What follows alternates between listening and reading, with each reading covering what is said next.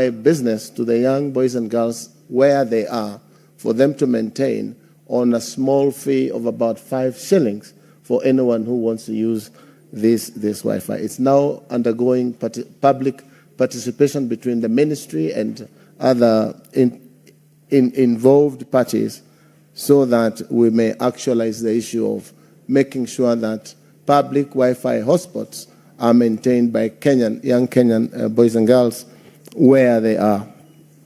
So I envisage, Mr. Speaker, that by the end of the year, we should have about 10,000 public Wi-Fi hotspots working and running in those public areas. Mr. Speaker, on the issue of betting kutoka kwa Mheshimiwa Haji, nilisema katika taarifa niliyopeana hapa, Mheshimiwa Speaker, kuwa shida kubwa sana imetokezana na mambo ya betting. Na 70% ya shida nyingi ambazo zinapatikana mitandaoni haswa zinakuja kulingana na mambo hayo ya betting. Tuna habari kwamba, Mheshimiwa Speaker, hata vijana wengine hushikia wamama nyumbani kisu ampe 100 ili akaweze kwenda kufanya maneno ya betting.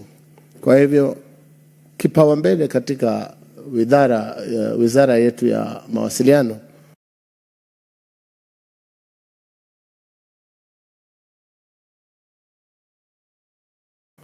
ni kuweza kufuatia sheria ambazo zimewekwa. Japokuwa changamoto, Mheshimiwa Speaker, ni kuwa kila sheria ikiwekwa na ni sheria nzuri, Wakenya hukimbia kotini haraka na kuweza kusimamisha. Lakini Mheshimiwa Speaker,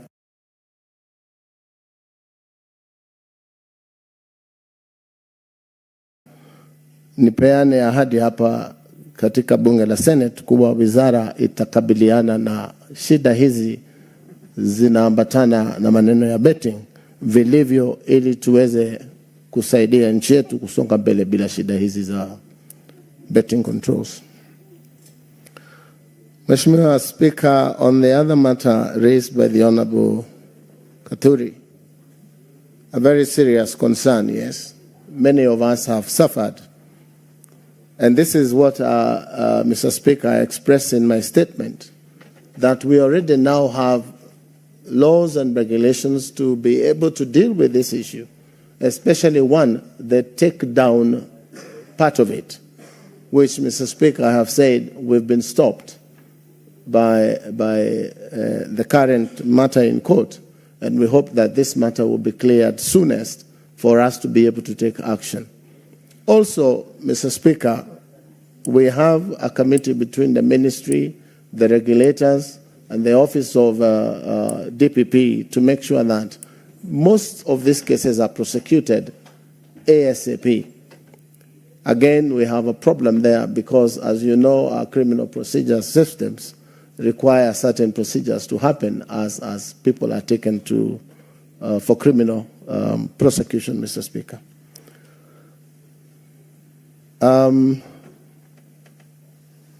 From Senator Karongo, he asked, out of 224 cases of licensing, only 15 are fully licensed. The others are partially, I have explained there.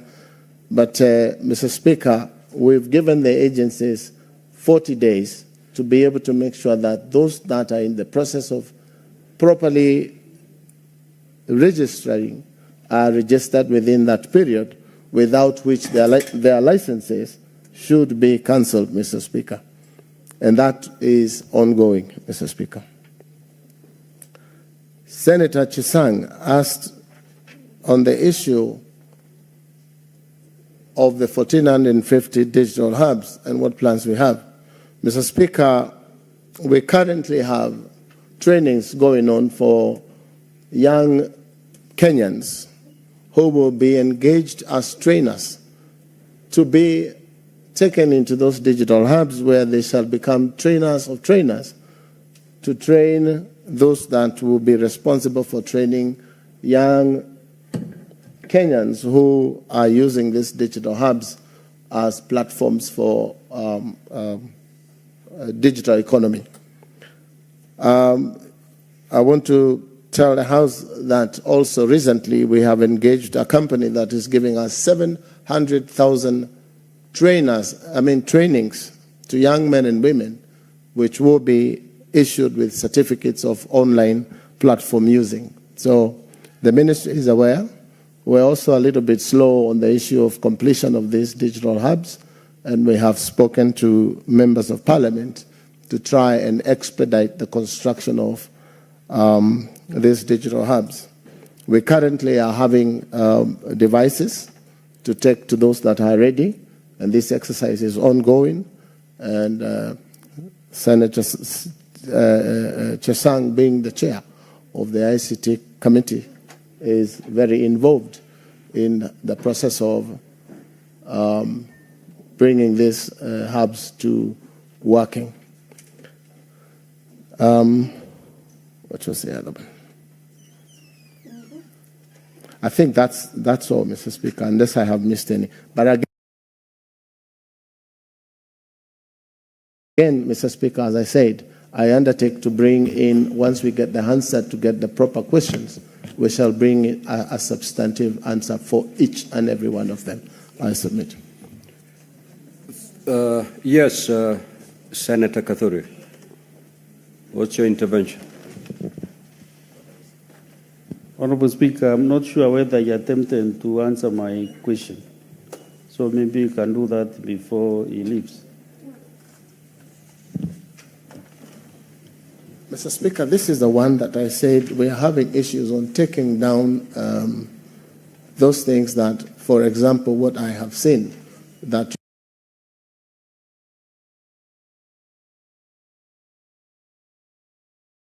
you referred to because of the current court case. We are trying to lift that ban in court so that we can start doing it. But our hands are tied at the moment. But between us and the regulators and those that are involved, there is something the ministry is doing to make sure that we can put a stop to them before they are aired. And that is happening. Again, not trying to circumvent the matter that is before court, Mr. Speaker. But again, I said we shall try and make sure that you have comprehensive answers to each and every question. And we even ask those that had supplementary questions that they didn't ask, if they can be forwarded to the ministry. We shall be more than willing to answer, Mr. Speaker. Thank you, Honorable Sears. You may now take leave.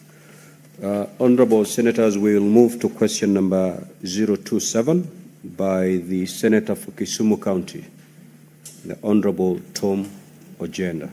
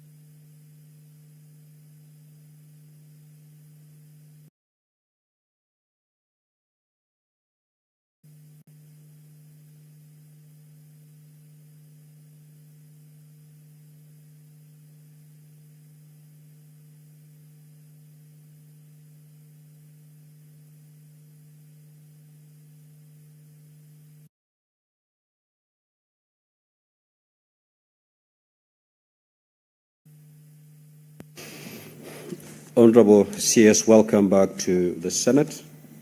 We'll straight away go to question number 027 by the Senator for Kisumu County, the Honorable Tom Agenda.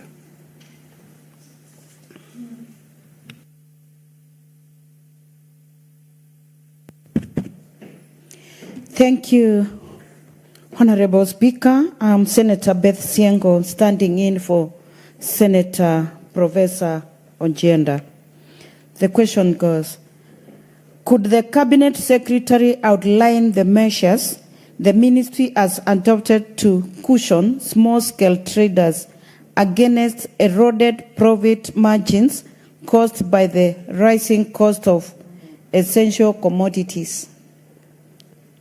Part B, could the Cabinet Secretary clarify whether the Ministry intends to expand access to affordable credit through the Hustler Fund, SACCOs, or other credit guarantee schemes for informal traders in Kisumu County, given that the current interest rates remain as high as 23 to 24%. Part C, what safeguards exist to ensure that women and youth traders who form the majority in Kisumu's informal markets are equitably included in these credit support programs? I submit. Honorable CS, you may respond.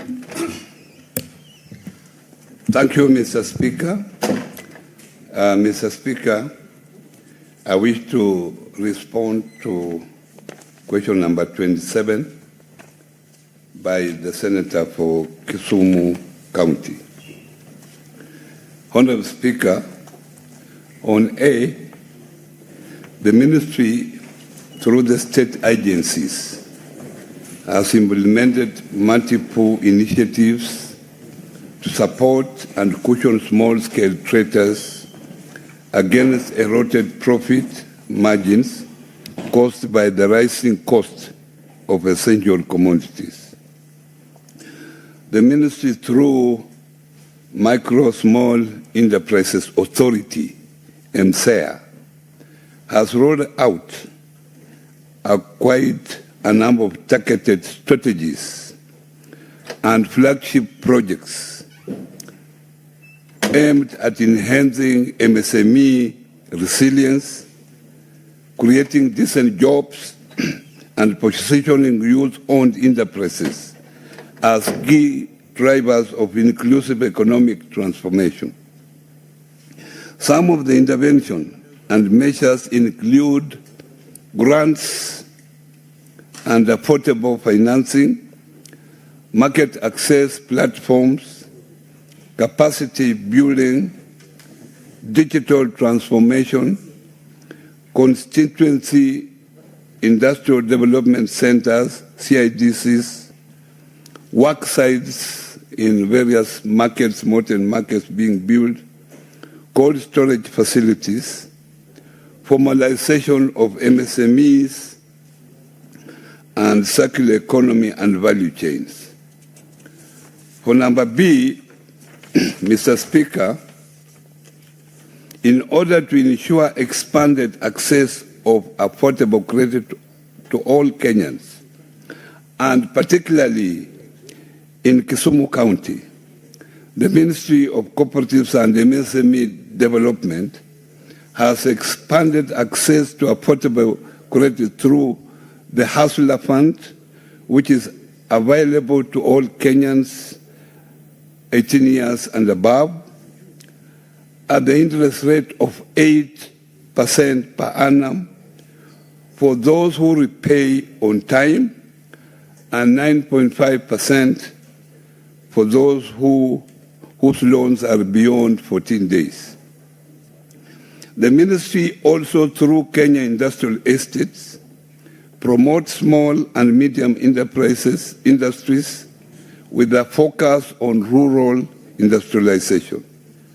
Kenyans, including Kisumu traders, and specifically those with focus on machinery qualify for credit facility with an interest rate of 10% per annum. The ministry has also supported the development and growth of savings and credit cooperatives, SACCOs. SACCOs are key players in the realization of Vision 2030 and the Kenya Kwanza plan of bottom-up economic transformation agenda by mobilizing savings and credit uptake for investment. For C, Honorable Speaker, the Ministry of Cooperatives and MSME Development through WESO Fund aims to enhance the socioeconomic empowerment of women, youth, persons with disabilities through entrepreneurship training, provision of affordable credit, market linkages, and mentorship.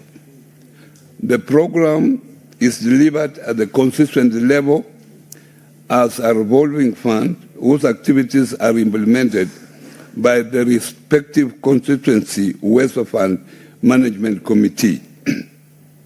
The fund has provided affordable credit amounting to 197,984,000 to 2,212 groups, 1389 women groups, 745 youth groups, and 78 groups of PWDs.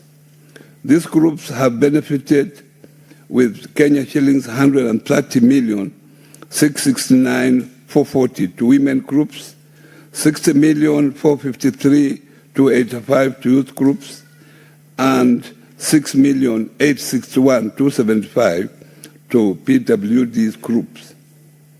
A total of 35,241 individuals have also benefited from the fund. The fund provides training of the beneficiary groups before they are issued with loans.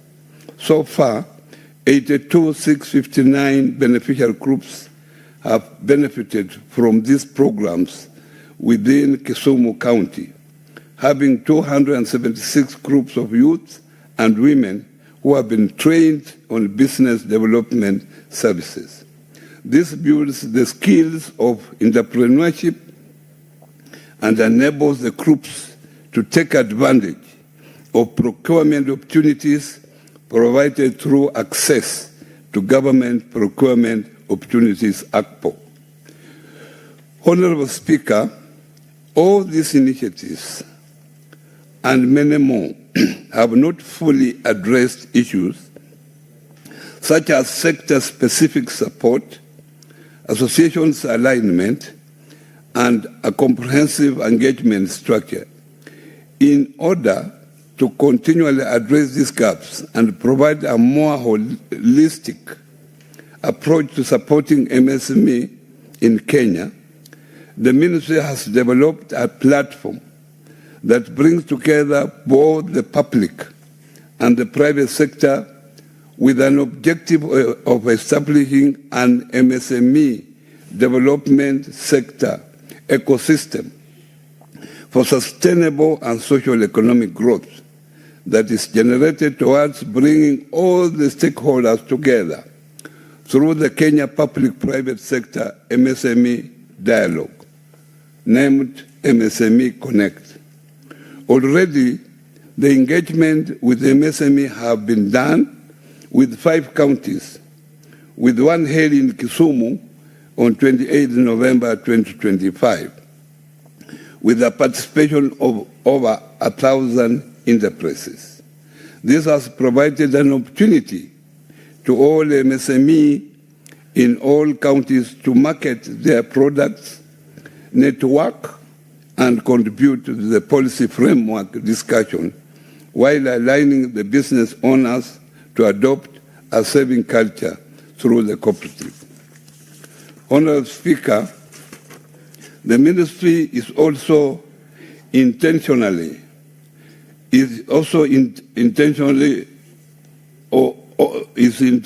facilitating reliable markets for MSME goods and services through national, regional, and cross-border trade fairs, and as such expanding revenues, reduce risks, and generate jobs by enabling MSMEs to scale up. To this end, the ministry hosted the East African MSME Trade Fair from 7th to 16th November 2025 in Nairobi, which hosted over 5,000 participants across the 8 East African community countries who exhibited their goods and services. During the trade fair, the ministry held a high-level ministerial meeting with discussions centered on access to finance, digital transformation, access to market, and clean competitiveness.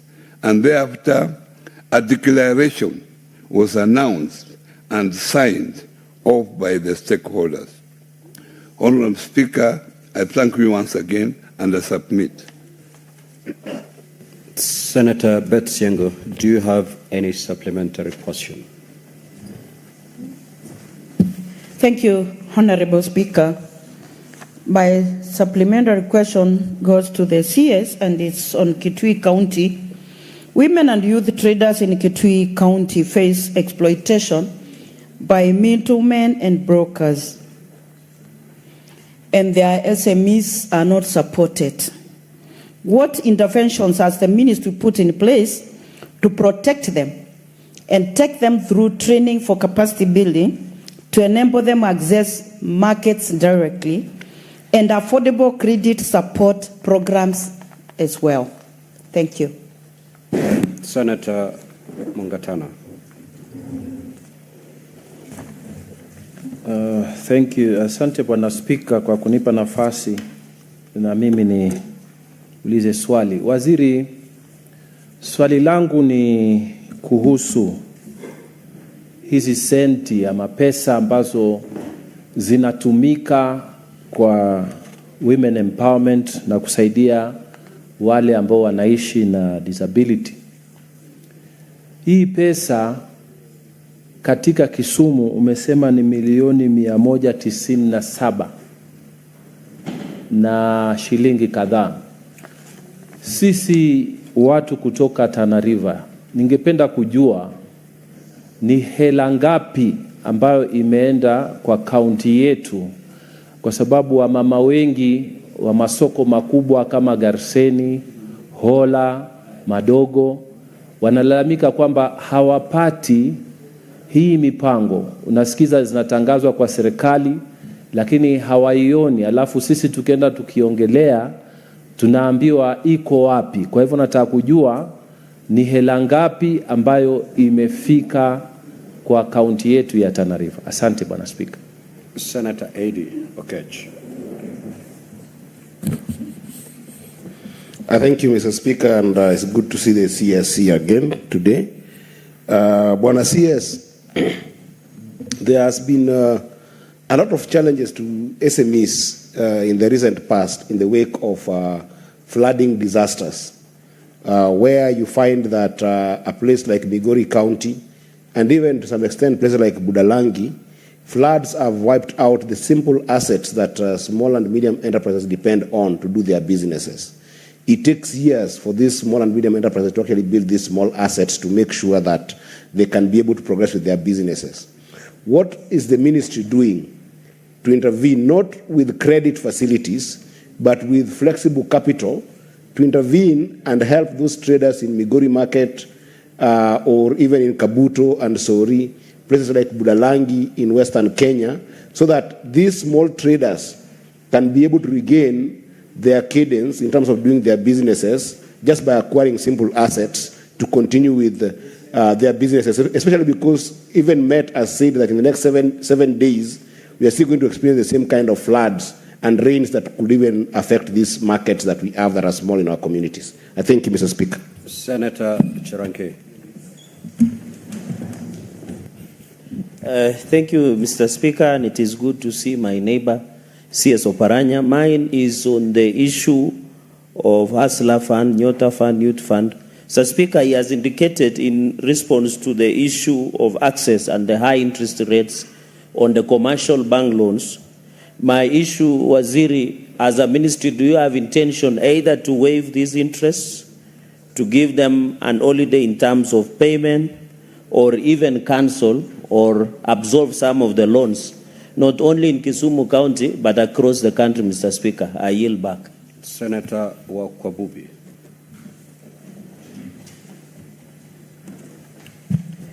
Thank you, Mr. Speaker. CS Oparanya, thank you for the presentation. And I would like to begin by appreciating you for empowering vulnerable groups in Bungoma County last week, in Bumula sub-county. We have got 8 more sub-counties to go, and also the entire Kenya, because I stand for all parties in the country. My question is this: what interventions is the ministry putting in place to stabilize prices of key commodities like fuel, electricity, transport, basic goods, and the issue of collateral security when these vulnerable groups come to seek for loans? And all those are affecting small-scale traders countrywide. Thank you. I yield. Senator Muma. Thank you, Honorable Speaker. Welcome, CS Oparanya, to the Senate. My question is about the Hustler Fund. Honorable CS, among the first days you came here, you indicated that the default rate on the Hustler Fund was quite high. Would you kindly share with this House how much, in terms of percentage, we lost as a country in terms of bad debt relating to the Hustler Fund, and what lessons have been learned and can be shared countrywide openly in order for the future such funds to actually perform better? Senator Mwenda Gataya. Waziri, ningependa kujua, unajua huduma ya Fuliza ilianza kwa msisimko mkubwa sana. Lakini nimepata taarifa kwa wafanyikazi wengi, wafanyabiashara wengi sana wadogo ambao wanasema kwamba hiyo huduma imefifia. Sijui wizara yako iko na mpango wale ya kufufua hiyo huduma ndio wale wafanyabiashara ndogo waweze kunufaika kwa hiyo huduma. Honorable CS, you may now respond.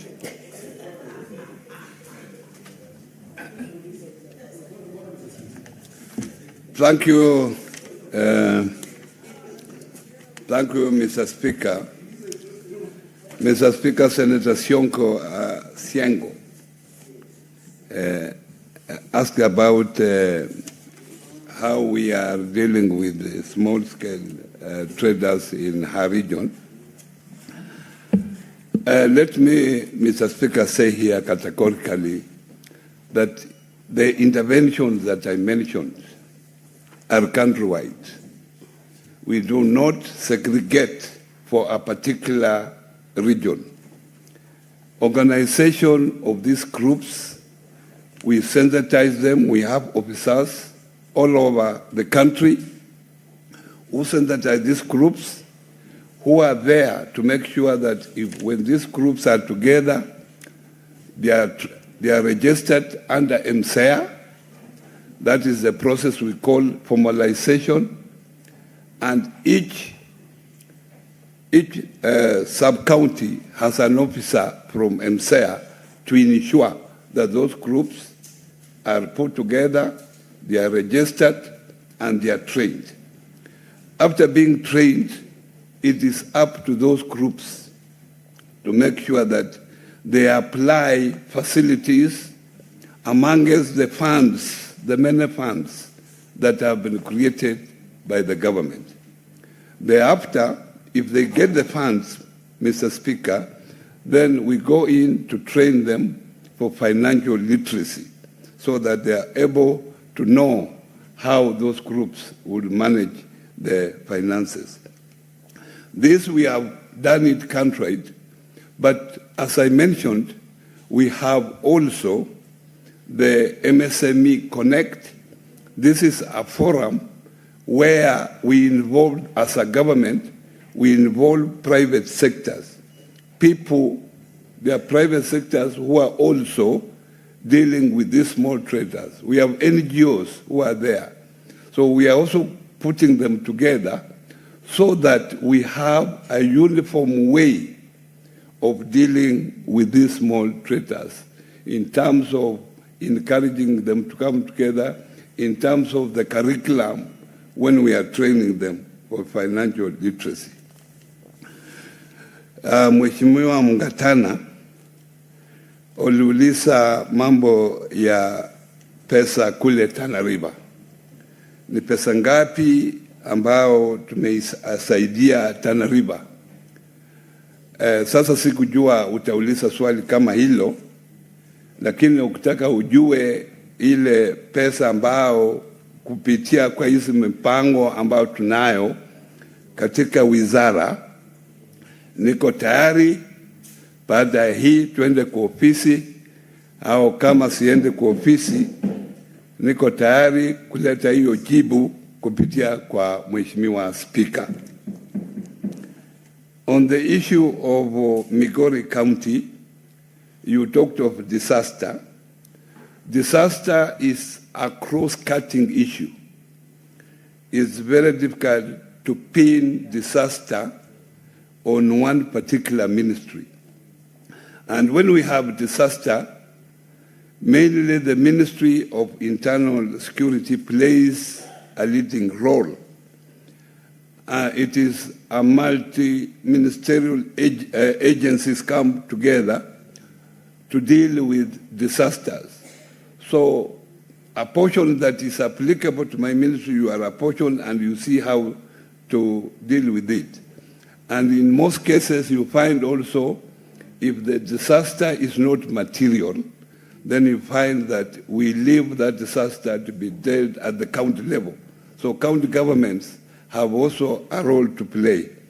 Being a governor of Migori, when we have minor disasters involving few traders, maybe floods along the river, maybe there are 4 or 5 of them, then it is important that your first contact should be the governor of Migori to help you.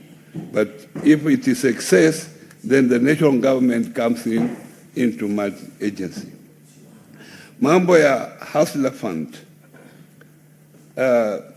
Hustler Fund, at the moment, it is a very successful fund, I can tell you.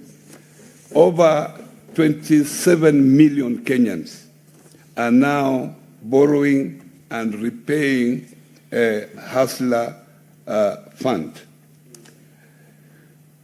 The senator says that we give them a holiday, that we waive. There's no free lunch. This money is given for these people to do business. And as you know, government does not do business.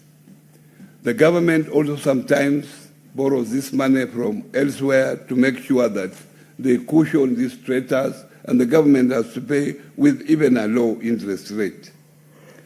However, Uwezo Fund is interest-free.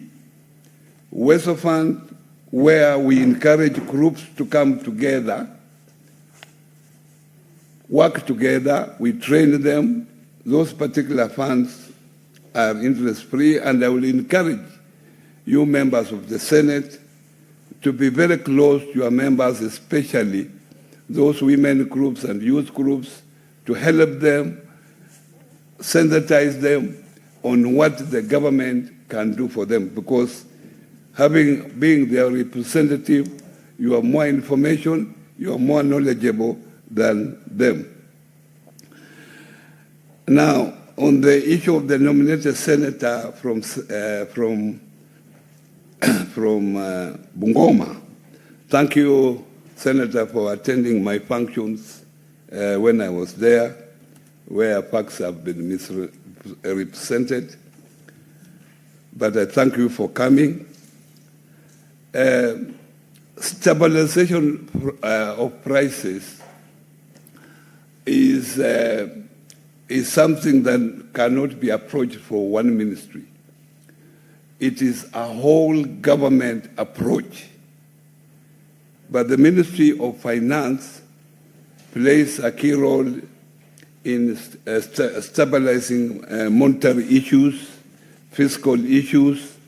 Also, the role of central bank is very critical.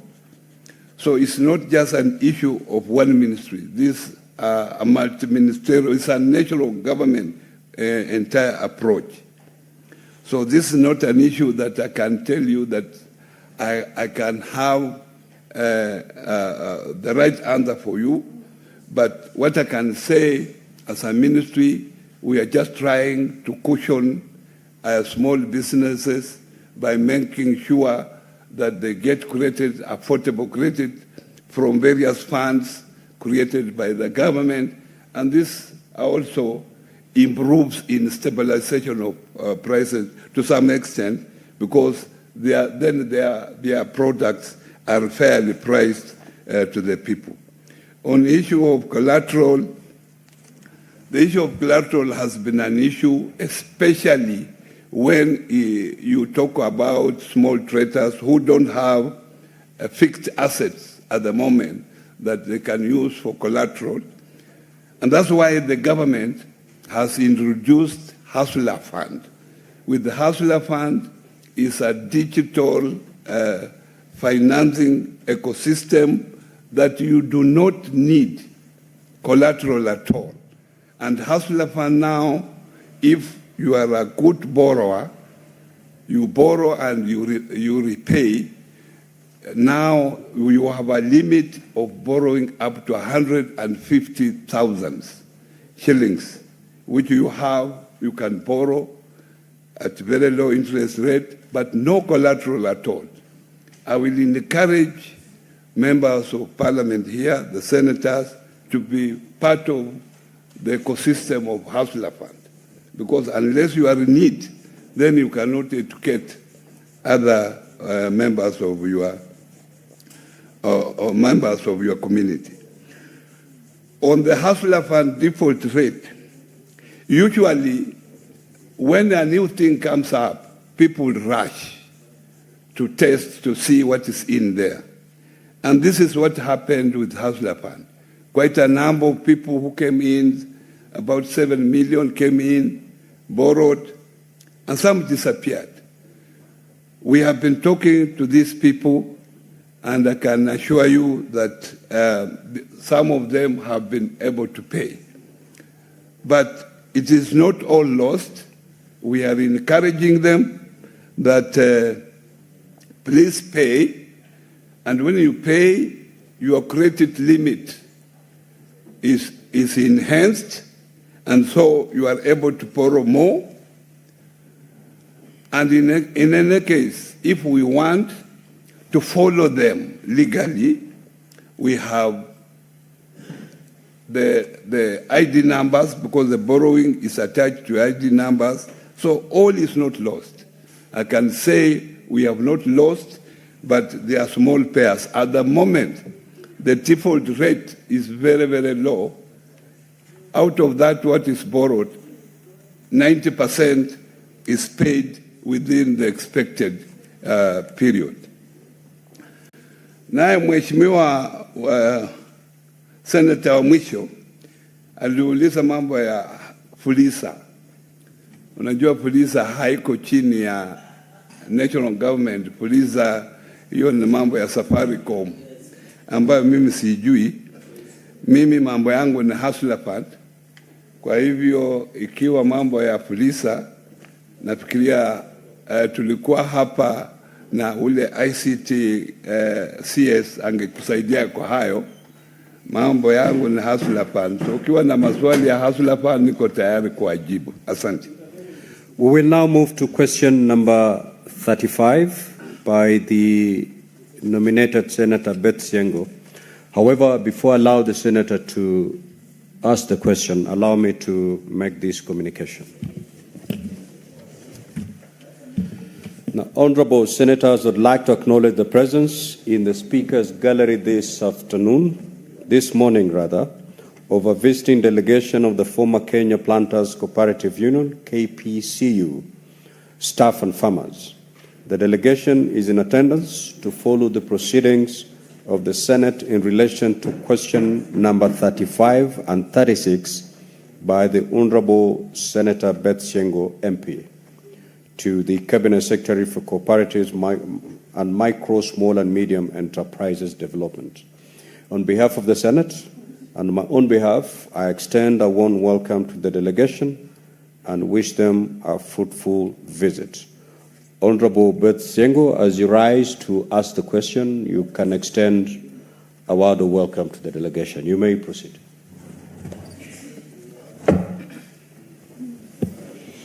Thank you, Honorable Speaker, for giving me this opportunity.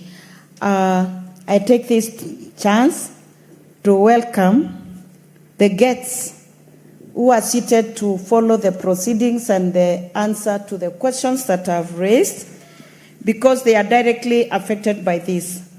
Honorable Speaker, I come from Eastern Kitui County, and these great citizens of Kenya, majority of them come from Central. This is a message to say that Kenya is one, and we need a united country. Feel welcome, follow the proceedings. I'm happy that you got time to be here. Thank you, Mr. Speaker. Now going to my two questions. Honorable CS, who is also my friend, I have this concern for Kenyans who have served in this country and they have been following their dues, as my question goes. Honorable CS, when will the ministry ensure payment of outstanding terminal dues to the laid-off staff of the defunct Kenya Planters Cooperative Union, KPCU, numbering 402, who were separated from service between 2002 and 2010, and who are owed approximately 400 million. B, could the Cabinet Secretary state whether the ministry has comprehensive payment schedule for settlement of the said staff dues, indicating timelines, amounts payable, and beneficiaries, and whether the schedule provides for interest accruing from the date the payments fell due, including timelines for payment of such interest.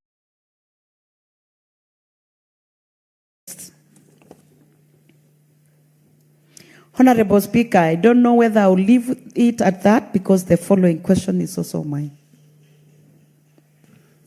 Are they related so that the Honorable CS can take them at once?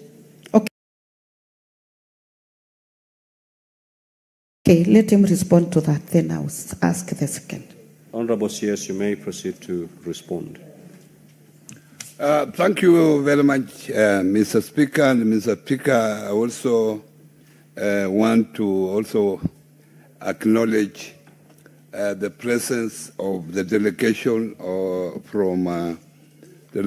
from Eastern on this particular important issue. It shows how this particular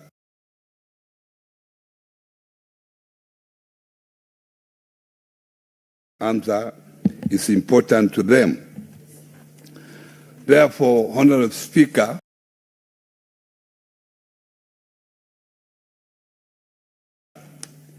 I wish to respond to question number 35 by the Senator Beth Siengo, and my response is as follows. The ministry will settle the outstanding staff terminal dues amounting to Kenya shillings 528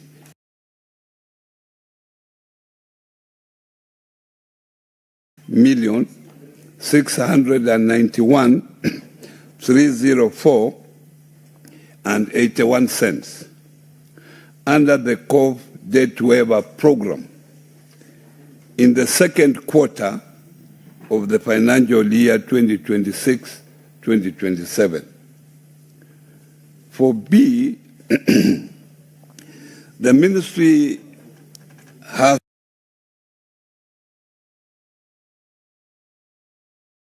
a comprehensive payment schedule for settlement of the said staff dues.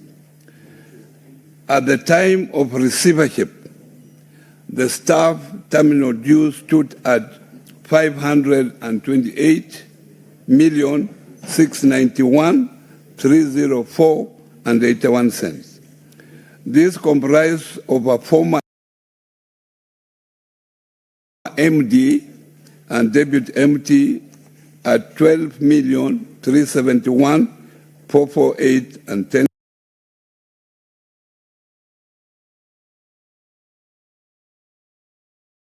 cents. General staff dues 7,896,687 and 55.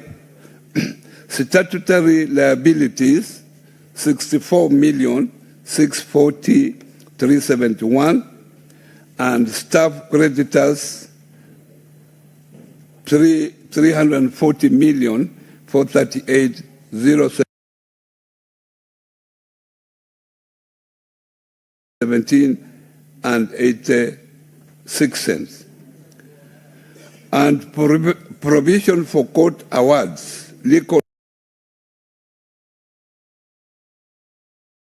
costs and interest on staff dues of 103,344,584 and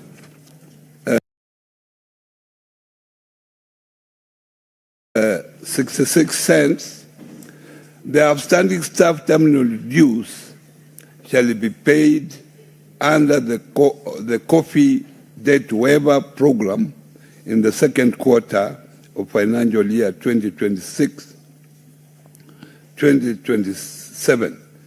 And Mr. Speaker, I want to add and apologize that these payments have been outstanding for long, and I know the affected employees have really suffered. But I want to make a commitment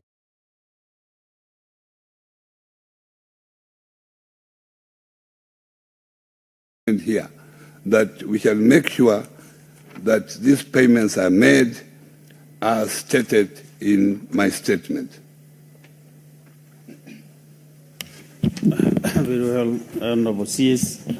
Senator Beth Sengo, do you have any supplementary question? Thank you, Honorable Speaker. I really appreciate the CS for his response. However, I have this supplementary.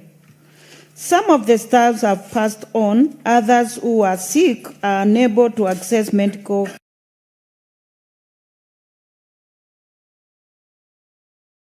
care and other expenses such as food, shelter, and school fees. The ministry has been promising, as you have already indicated, Bwana CS, that you are going to pay. What guarantee is there that this matter will be concluded?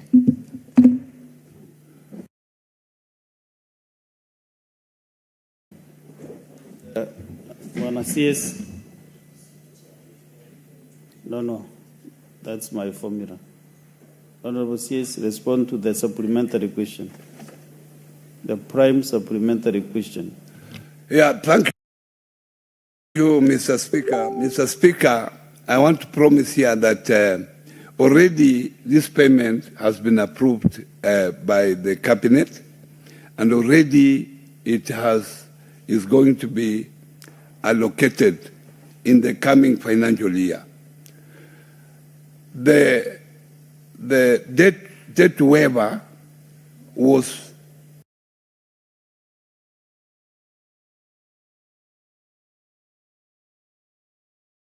audited and established at 6.8 billion Kenya shillings.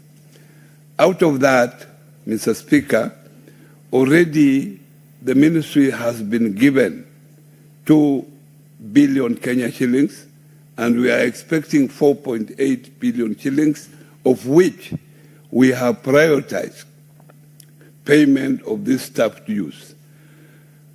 And these matters arose because there was a receivership. And when there is a receivership, sometimes our hands are tied. We have to operate within the receivership regulation and laws. And that's why it has taken quite a bit to pay this particular staff. But let me guarantee you, Madam Siengo, that this amount will be paid as stated. Because this was a commitment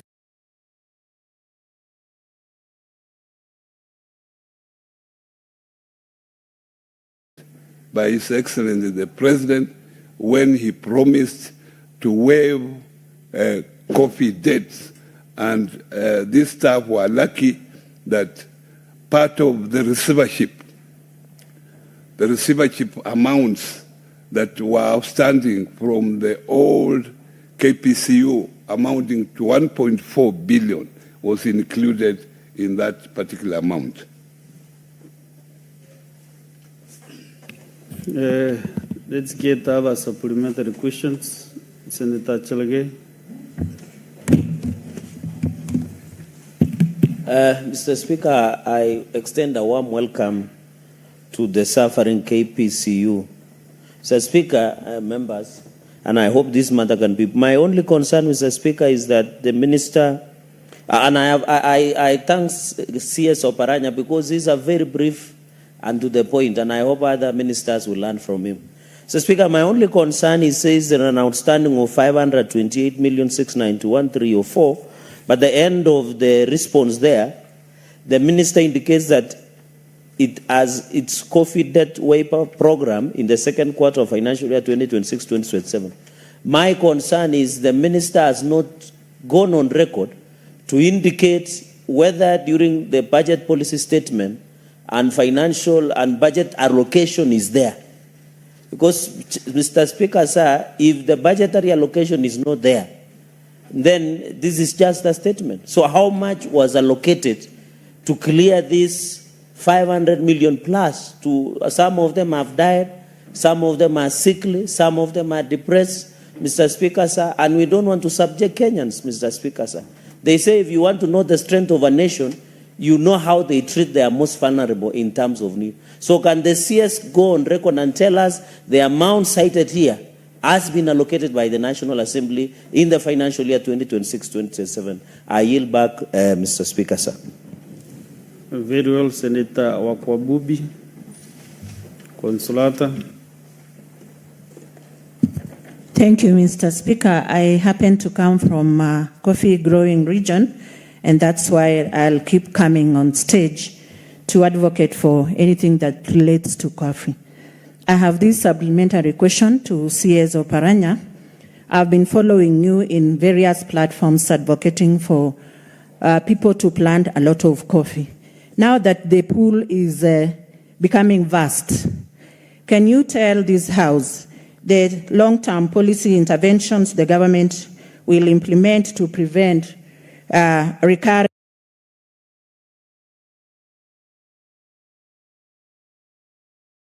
of unpaid terminal dues in parastatals and cooperative institutions undergoing restructuring? Thank you. Honorable Yes, answer. No, let's get this other one from Senator Bugwa.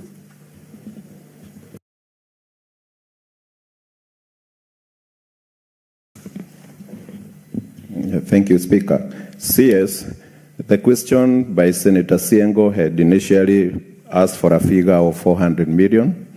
And in your response, you are saying you are ready to pay 528 million. Could you provide a comprehensive list, even if it is not now, for these Kenyans to know that their names will not be missing when the payment time comes. Thank you. Respond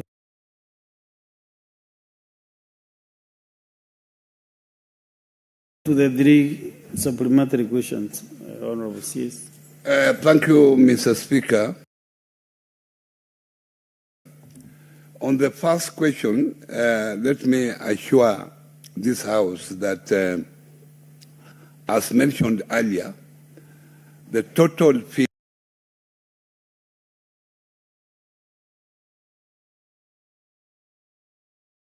figure that His Excellency the President committed himself to pay as coffee debts, of which 1.4 is included under the receivership of the old KPCU, 2 billion was already dispersed to the ministry by the Treasury this financial year. But the 2 billion went to pay for those coffee farmers who had borrowed from commercial banks because they were under stress to be auctioned. And that's why we gave those particular debts a priority when we use the 2 billion Kenya shillings. I want to assure this House, Mr. Speaker, that the coming financial year, we have already agreed with the necessary agencies that 2 billion will again be allocated to us the next financial year, 2026-2027, and I want to assure this House that the people, this staff have suffered enough, and they are going to get the first priority to be paid out of the 2 billion Kenya shillings. They will be the first one to be paid. And if they are not paid out of the 2 billion, I'm ready to be summoned here to be clearly here why I lied to this House. The other question by the senator, my sister from Bungoma, the issue of long-term intervention and paid payments. Mr. Speaker, as a ministry, we found out that there were weaknesses in governance in cooperatives and in SACCOs. That's why some of these issues have been reoccurring year in, year out. As a long-term solution, the ministry has come up with a reviewed or revised cooperative bill 2025, which is already has gone through this House. It has also gone through the National Assembly, and now it is at mediation level.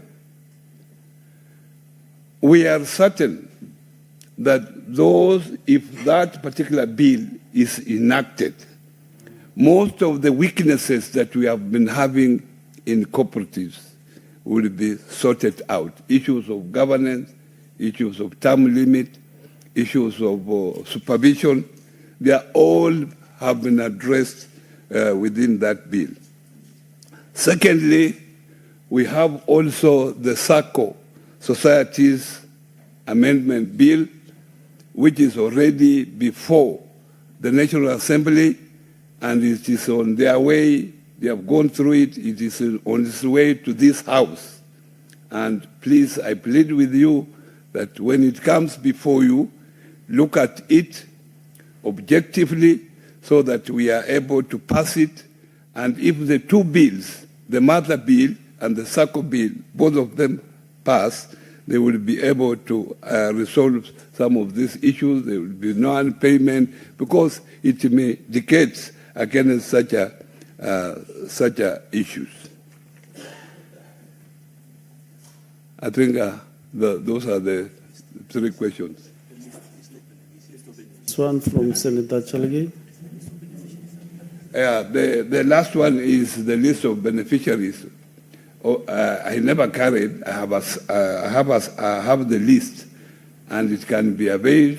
I have my colleague here who is supporting me from New KPCU. I want to direct him to provide that list of beneficiaries so that, Mr. Speaker, it can be forwarded to your office for the consumption of the Member of Parliament.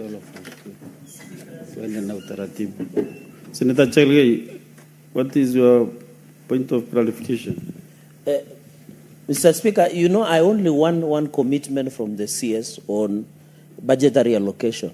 He is saying there is 2 billion Kenya shillings, but he has not committed that out of 2 billion Kenya shillings, the amount of 500 plus million that should be allocated to declare these employees of KPCU, he has not met that commitment that in their allocation.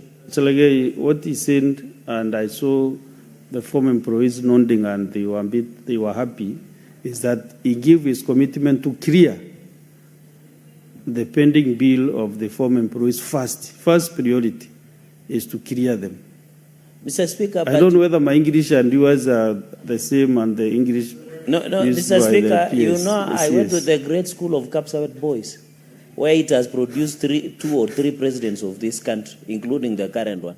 My only concern is he has said there is 2 billion that has been allocated to the ministry to look into this issue of coffee debt waiver.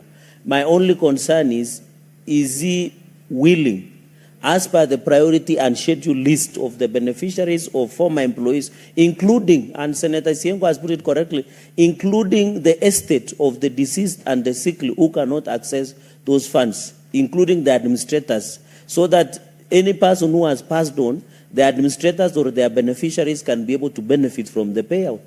That's not only my concern, but I appreciate with the way he's committed to resolve this matter once and for all in this financial year. I yield back, Mr. Speaker, sir.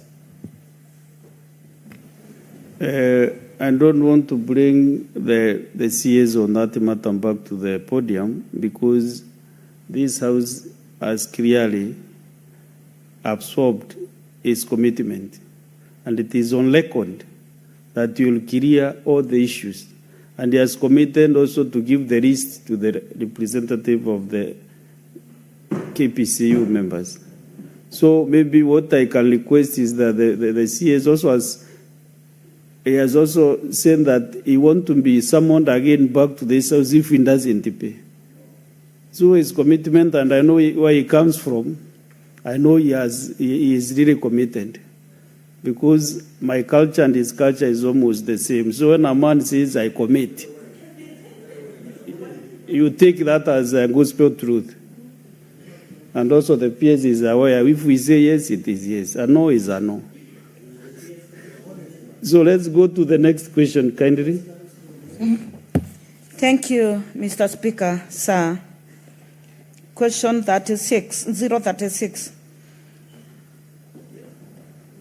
Could the Cabinet Secretary explain when the ministry plans to pay outstanding proceeds due to coffee farmers for coffee sold through the defunct Kenya Planters Cooperative Union, KPU, in the coffee pool year 2008-2009, amounting to approximately 60 million? B.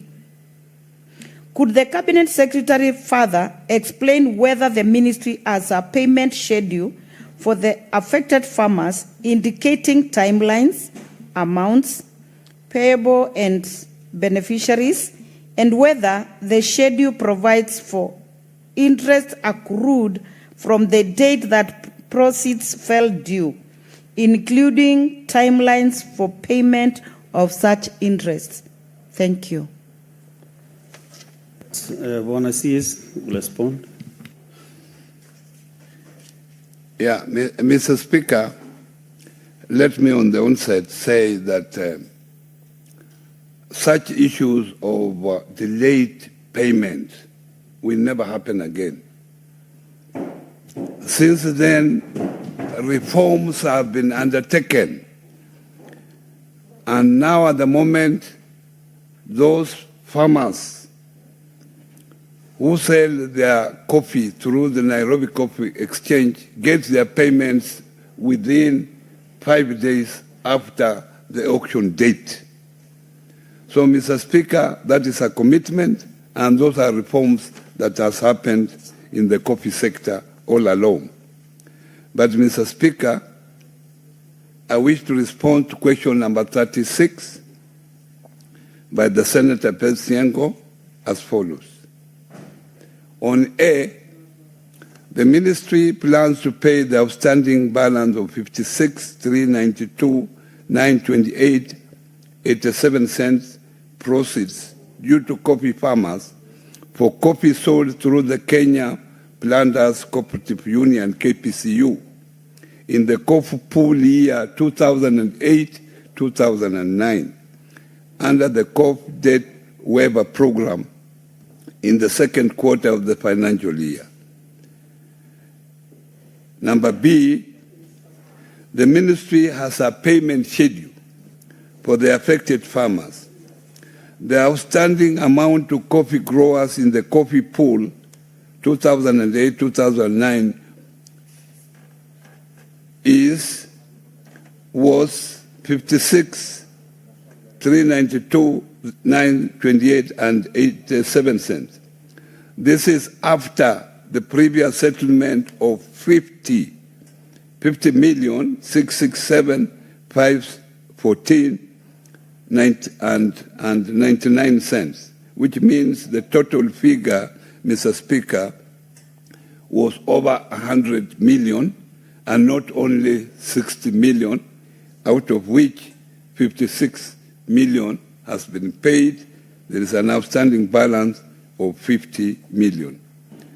This amount is inclusive of interest at that time. The outstanding amount to coffee growers shall therefore be paid under the coffee debt waiver in the second quarter of the financial year 2026-2027. And I want to categorically state here that this question has similarity with the previous question because this amount is part of the 1.4 billion owed to staff and various suppliers of the old KPCU, which has been included in the coffee debt waiver program for the second quarter of 2026-2027, and I want to confirm that this amount has already been proposed for allocation in the budget of 2026, 2025, 2026, 2027 financial year. Senator Beth Siengo, if you have any supplementary question, again. Thank you. I think the clarity was on the year, the budgetary allocation, because he has mentioned two. So kindly, I would only request for that clarity. Which financial year? Any other supplementary questions, Senator Chalagay?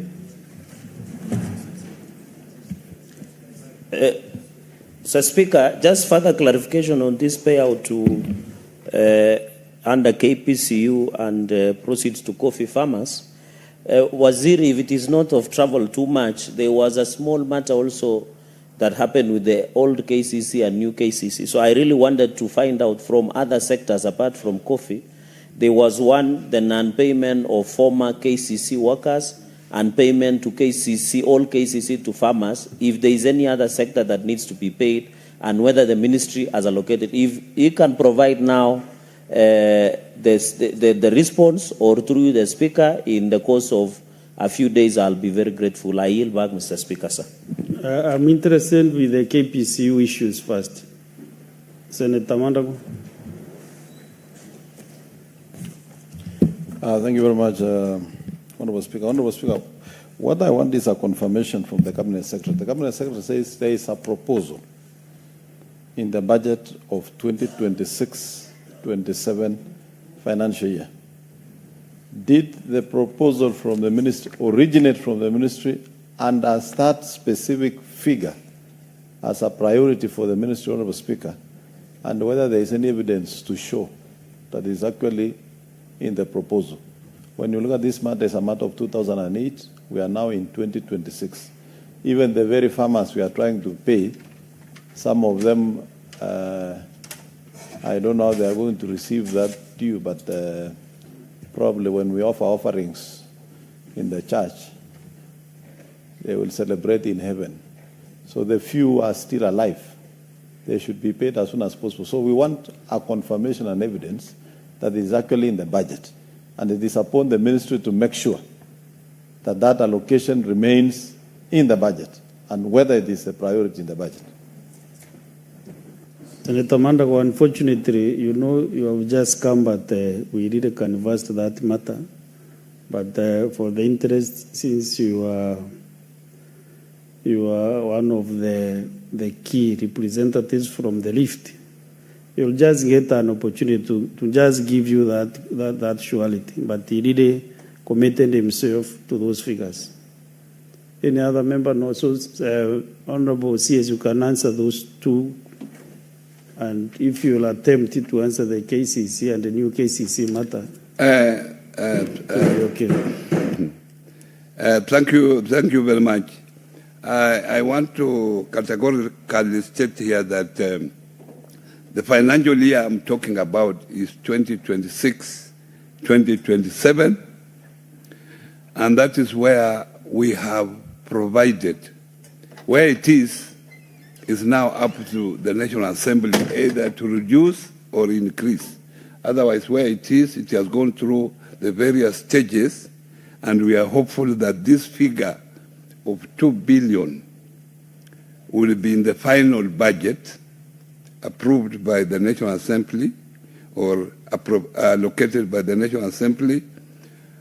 And as I've said here, I want to commit myself that this amount is part of the 1.4 billion that we are giving priority to have this matter of the old KPCU matter rest on the debts of the old KPCU, so that we are now able to deal with the new KPCU issues.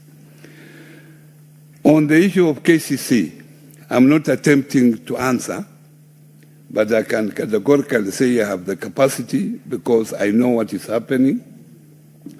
On new KCC staff, what happened, this issue is different from the old KPCU issue of staff, because these are staff dues which are direct there. But on new KCC, it involved even SACCO deductions. It involved those people who used to work with staff, in addition with those staff of the old KCC. Because now the new SACCO, the Maziwa SACCO is no longer there. What we have done, we have formed, through your directive of this House, we have formed an interministerial committee comprising the Ministry of Cooperatives and the MSME, the Treasury, and the Labor, Ministry of Labor. 3 ministries, already a technical committee has met, and they have now an interim report that I will be presenting to this House through the proposals that have been made by the committee on how that particular amount owed to new KCC staff, to the old KCC staff, and also to the Masiwa SACCO that is now defunct. We go to the next question, number 039, Senator for Nyandaro County, Senator Medhu.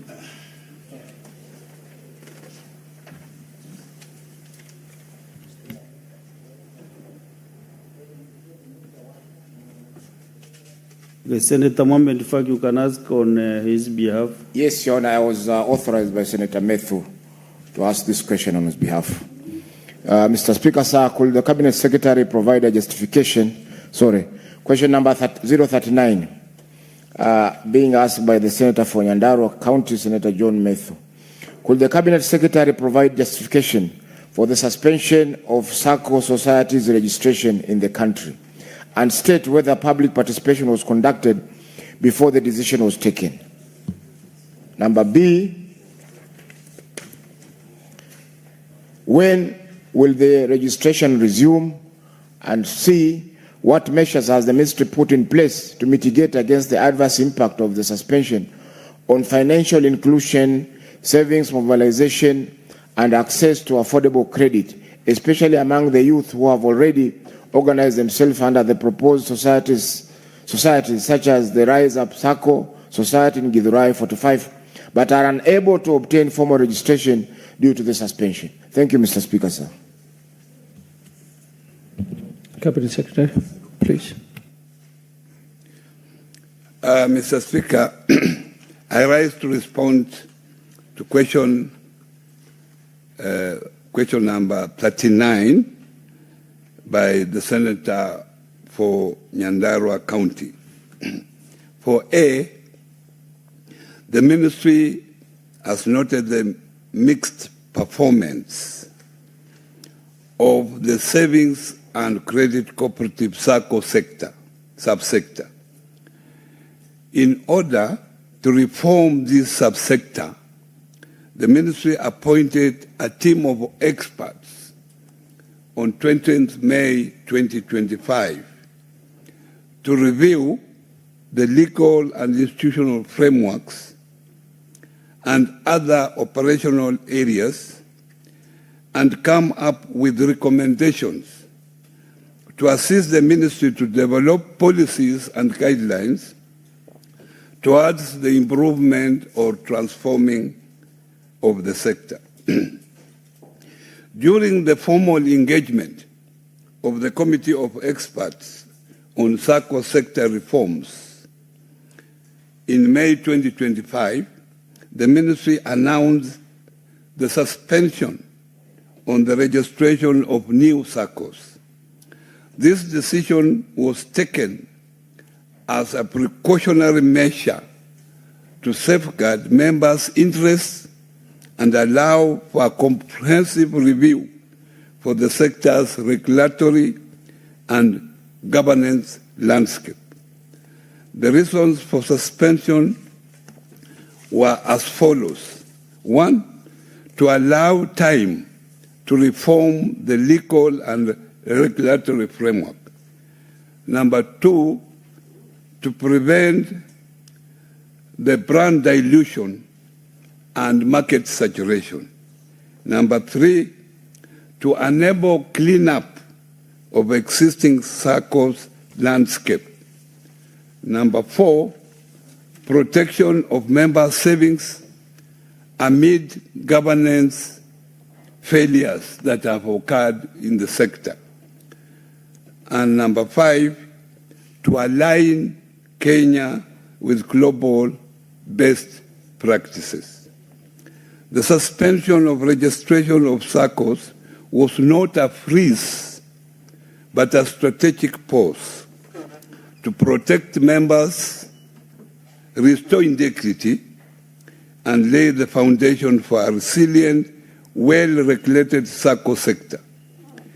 It was to ensure that future SACCOs are not just registered, but ready to serve govern ethically, and align with Kenya's financial inclusion goals and objectives.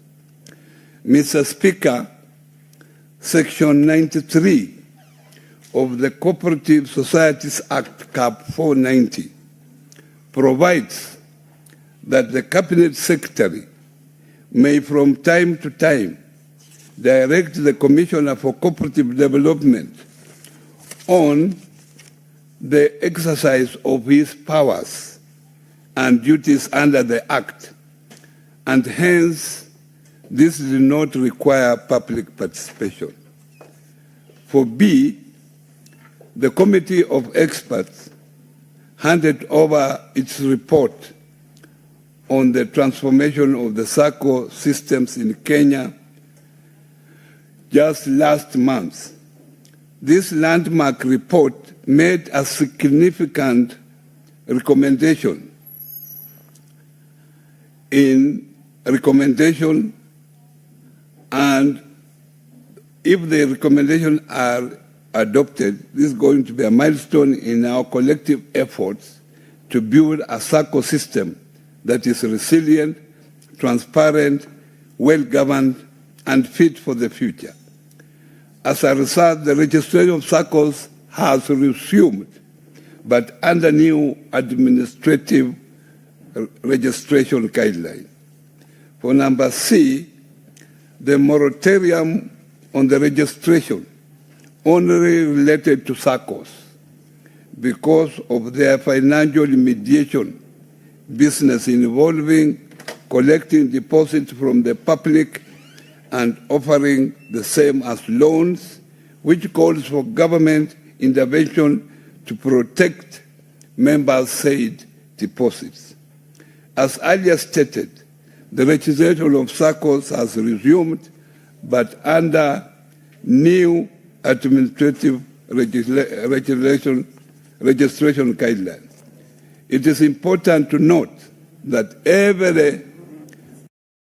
many small SACCOs are registered all over the country to only provide back office service activity called BOSA, or otherwise known as non-deposit taking.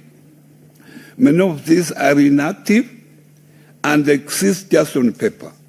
Those that are active are neither stable nor financially viable because they serve just a few members with a limited impact on financial inclusion. Consequently, a time has come for the SACCO sector to explore market-driven solutions for consultations and mergers of these very small BOSA-only SACCOs. This is the only way to ensure their financial viability and stability.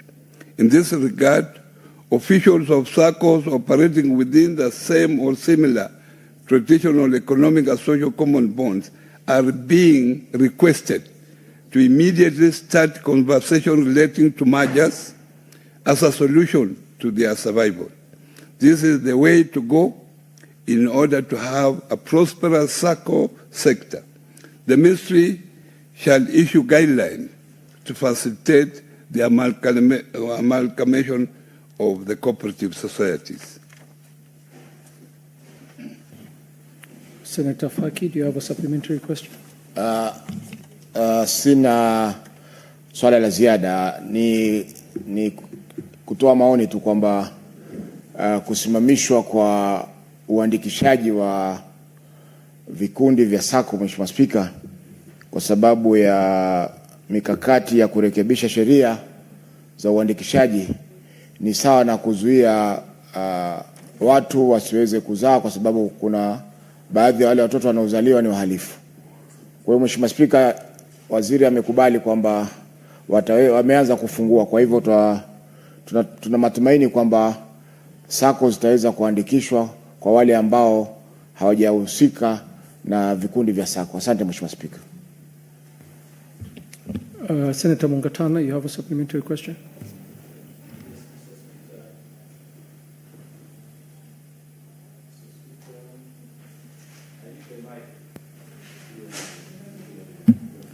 Thank you, Mr. Speaker. Mr. Speaker, SACCOs are very, very famous as instruments of doing business in the matatu industries. And people are investing in this in this business every single day. Many people, because it's a necessity for many Kenyans who go to work and back home, and others who go to further up country. So, Mr. Speaker, it was quite sad to hear that the minister has suspended the registration of new SACCOs, and although he has explained a good reason for doing so, and which we accept, what we needed are clear timelines. Like, Kenyans now listening to him would want to know exactly when is it that they can now resume registration, because people are buying vehicles every day, and people don't want sometimes to go to established SACCOs, especially in certain routes, because those SACCOs, as you well pointed out, Waziri, some of those SACCOs are very badly managed. You have agreements with them, the owners of the vehicles are not paid on time, management is not good, the workers are not disciplined, and that investment doesn't pay. So what we wanted to know is, when are you, what is the timeline? What is the framework for telling Kenyans that this is the time now you can go and register new SACCOs in those different lines for matatus to operate? I thank you, Mr. Speaker. Cabinet Secretary.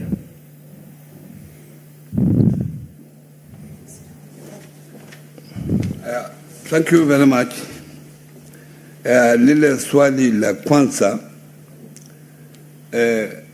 kwanza, wakati niliingia kwa ofisi, wale ambao wanaendelea kusikiza mambo ya SACCOs katika nchi hii, mnakumbuka ya kwamba wakati huo tulikuwa na lile shirika la KUSCO, ambao pesa mingi za wananchi zilipotea, karibu bilioni 13. Wakati huo pia tulikuwa na shirika la Metropolitan kule Kiambu, ambako bilioni 7 sana wananchi zilipotea. Kwa hivyo nikiwa waziri, singeweza kukaa tu na kuangalia pesa za wananchi zinapotea. Ndio kwa sababu tuliwaamua kama wizara tuangalie ni nini suluhisho la ambalo linaweza kusaidia pesa za wananchi zikiwa kwa SACCO siwe zinaangaliwa vizuri. Ndio nikaja na hiyo kamati ya expert ambayo imeleta recommendation nzuri. Pili, tulisema tuko na kwa register ya SACCOs katika nchi hii, tuko na SACCOs 14,000. Na ukiangalia zile ambazo zinaleta returns ni chache sana. Kwa hivyo niliamuru commissioner wa cooperative aandike barua kwa hizi SACCO zote zilete returns. Kwa hizo 14,000, karibu 2,000 peke yake ndio zimeleta returns. Ni kuonyesha ya kwamba zingine ziko tu kwa majina, lakini asifanyi kazi yoyote. Na zikiwa hivyo, tuko na wananchi wengine walakai ambao wanatumia zile inactive SACCOs kuchukua pesa kutoka kwa wananchi. So ile kondia ambao mimi nimechukua ni kuona ya kwamba pesa za wananchi ambazo ziko kwa SACCOs zinatunzwa vizuri. On the issue raised by Mheshimiwa Mungatana on registration of SACCOs, on the timeline, I've said already that now we have new guidelines. And the new guidelines are very clear. For anybody who wants to register, there are now new guidelines. One, you must show that you have their specific promoters. Who are the promoters of this SACCO? Is there a bank account? And if the bank account is there? Cabinet Secretary, there is an intervention from Senator Mandago who wants to seek a clarification on an initial answer. Yes. Mheshimiwa Speaker, mimi nasimama kuuliza kulingana na kanuni za kudumu za bunge. Ukianza kujibu swali kwa kutumia lugha moja, unafaa kutumia lugha hiyo mpaka ukamilisha. Waziri ameanza kwa kujibu swali kutumia Kiswahili. Je, ni sawa akifika pale katikati aende kwenye Kiingereza ili hali wananchi wakulima walikuwa nafuatilia kwa Kiswahili? Senator Mandago, nitakujibu mwenyewe hiyo swali. Swali alikuwa anajibu ni ya Senator Mohamed Faki na aliuliza kwa Kiswahili. Ndo akaamua kumjibu kwa Kiswahili. Senator Mungatana aliuliza kwa Kiingereza. Ndo anamjibu kwa Kiingereza kwa vile anafuata kanuni ya bunge. Na lazima ukumbuke waziri alikuwa mbunge. Thank you for anajua sheria. And Mr. Mandago is taking me as a layman. He knows my experience in this house. I think he was just pulling my leg. Yeah. And Mr. Speaker, thank you for protecting me. I've said now, for those who want to register a SACCO, they must have promoters, they must have a bank account, and that bank account must at least have 10 million Kenya shillings. To show some viability, they must be proper bylaws, and they must complete application forms and take to the relevant director of cooperatives at the county level, who will countersign before it is forwarded to Commissioner of Cooperative for consideration, and they must also attach a cash flow for the next 3 years to show that this is a viable SACCO. These are some of the conditions that we have put in place to make sure that we have serious institutions that will be taking care of the interests of the members. And lastly, Mr. Speaker, I want to commit myself that those SACCOs now can be able to register, having fulfilled the conditions that are pointed here, are able to register immediately, so long as they satisfy those conditions. We'll take 2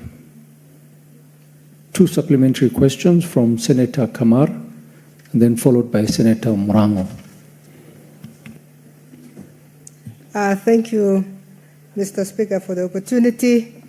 First, I want to thank the Minister for the questions that he has given from earlier in the day, and the assurance that he continues to give this House that he is ready even to come back. Mr. Speaker, I want to assure this House that Moi University SACCO has been revived, courtesy the Minister has promised to this House, and we really want to thank him for that. In fact, the registration certificate is out already. I just want to ask the Minister 2 clarifications. One is that cooperative societies are actually, except for policy, devolved. And if they are devolved, what role did the county governments play in this new? Did they have their own? Because public participation really, from the questioner, is not for us or for anybody else, but for county governments to participate because of the way county governments do their things, that they must have public participation. Were they involved in any way, or are they being inducted at all?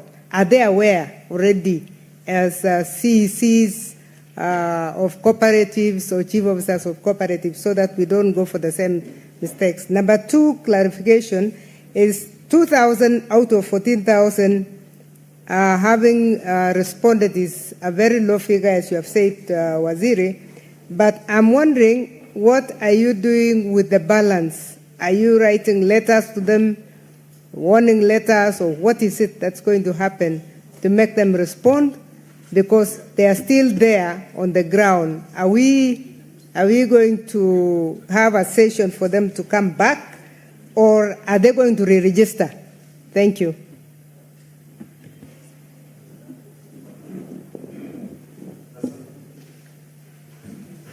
Asante Mr. Speaker. Okay.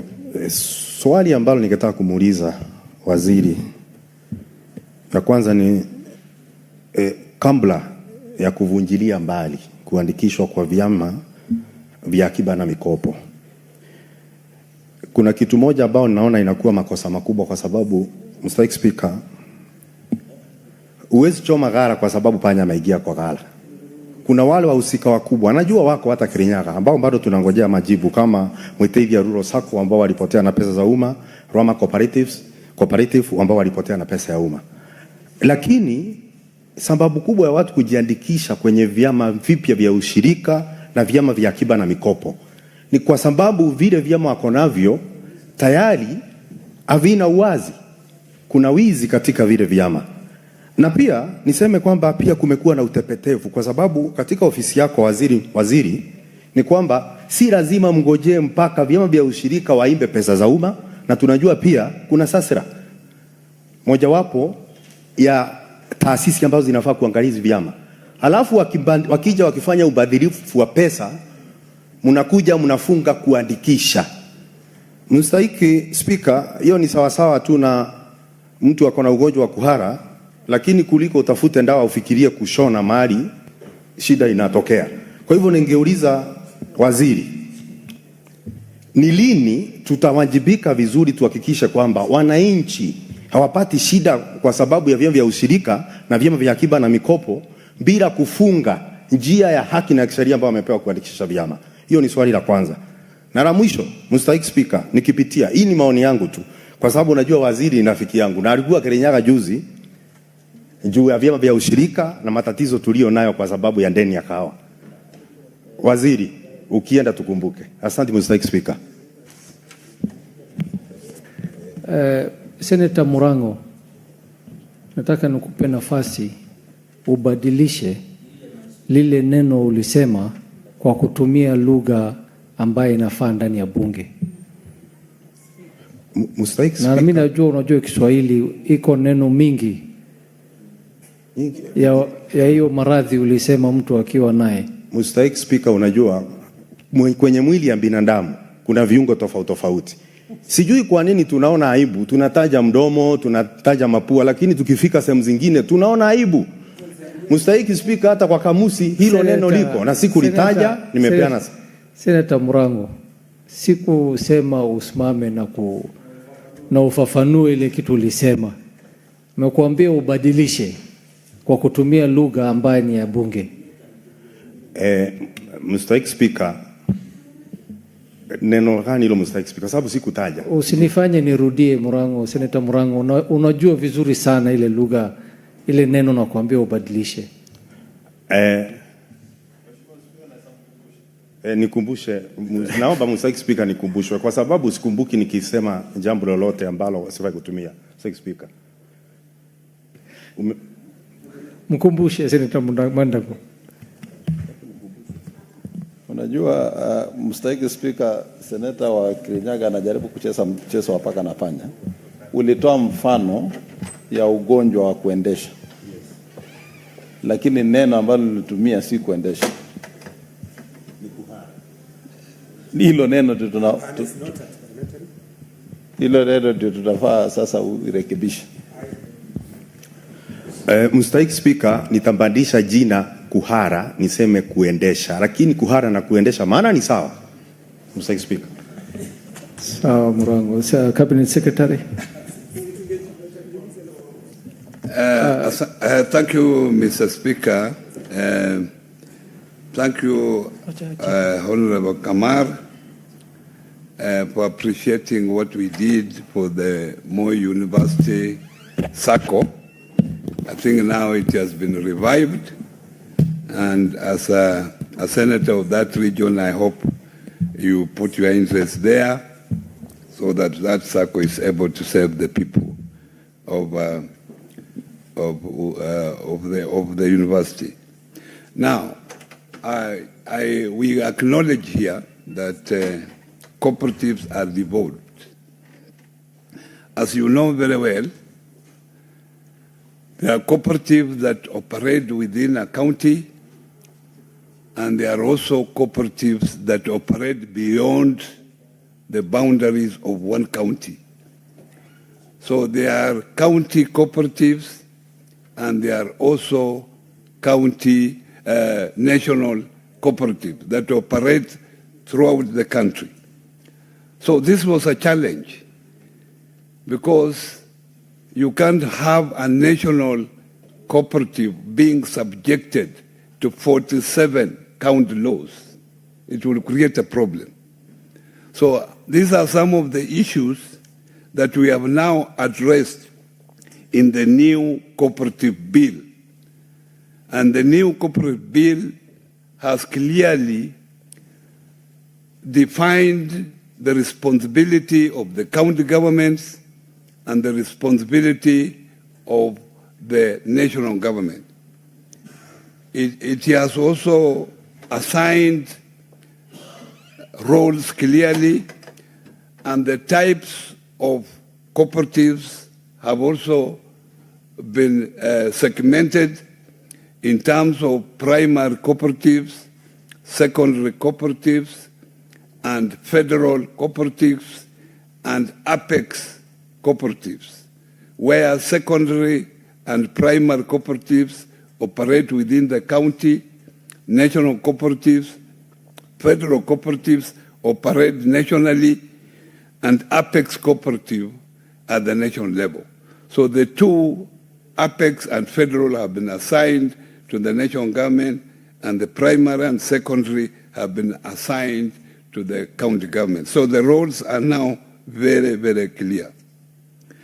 Now, the issue of 2,000 versus 14,000. What the ministry is going to do, it will put in the newspapers the 2,000 SACCOs that have responded by making sure that their returns are up to date. And they will give 30 days to the balance of 12,000 to respond. If they don't respond in 30 days, we'll assume they are either inactive or they are not there, they are not operating, and therefore they will be clearly deregistered, and will therefore conduct the Association of Bankers to make sure that if any of those ones are holding bank accounts elsewhere in any of the banks, then those bank accounts should be closed so that they are not misused in future to defraud innocent people their hard-won wealth. So that is what we are doing, Mr. Speaker. Mambo ya wizi wa pesa katika SACCOs. Hapa awali nilisema ya kwamba wakati niliingia wizara tulikuwa na mambo mengi ambayo ilikuwa inaendelea, kwa mambo ya Cusco, kwa mambo ya Metropolitan, pesa mingi zilipotea kule Cusco, bilioni 12, kule Metropolitan bilioni 7. Ni mpaka lazima tuwe na njia ya kuona ya kwamba wananchi wakiweka pesa zao katika SACCO, hizi pesa zinatumika vile inatakikana. Ndio kwa sababu tulionelea, kwa sababu pesa ziliendelea kupotea. na tulikuwa na complaints nyingi, mabarua nyingi kutoka kwa sekta fulani. Ndio tukaamua wacha tuangalie, tufanye, tustopishe, tulete kamati ambayo itaangalia experts. Nikapata hao wataalam wa kuangalia hata mambo, pata hata wawili kutoka kule ngambo wasaidie sisi hapa, na pata Wakenya wako ambao wamesomea haya mambo. Nikawaweka hapa watu 5 kuangalia haya mambo, na sasa hivi wameleta report ambayo itasaidia sekta hiyo. Ndio kwa sababu tulisimamisha, na hapa awali nimesema tayari tumeanzisha usajili wa wale ambao watakuwa wanafuata zile ambazo zinatakikana, na nina hakika ile SACCO amendment ikija hapa, itakuja hapa, iko katika National Assembly. Ikifika hapa muiangalie kwa makini, kwa sababu tunataka tulinde mali ya wananchi. Ni hiyo ndio kazi ya wizara. SASRA ilikuwa na mamlaka ya SASRA ilikuwa limited, yani SASRA ilikuwa iangalie wale SACCOs ambao wana mali ya milioni 100 kwenda mbele. Ile recommendation ambayo imekuja sasa imesema shilingi ikiwa kwa banki na shilingi ambayo iko kwa cooperative siko sawa. Kwa hivyo mamlaka ya SASRA sasa imepanuliwa ili iangalie cooperative zote. Hakuna iangalie ile ya 100 peke yake na iwache hizi zingine, kwa sababu shilingi ni shilingi. Hata ikiwa kwa cooperative kubwa, ikiwa kwa SACCO kubwa, ikiwa kwa SACCO ndogo, shilingi ni shilingi.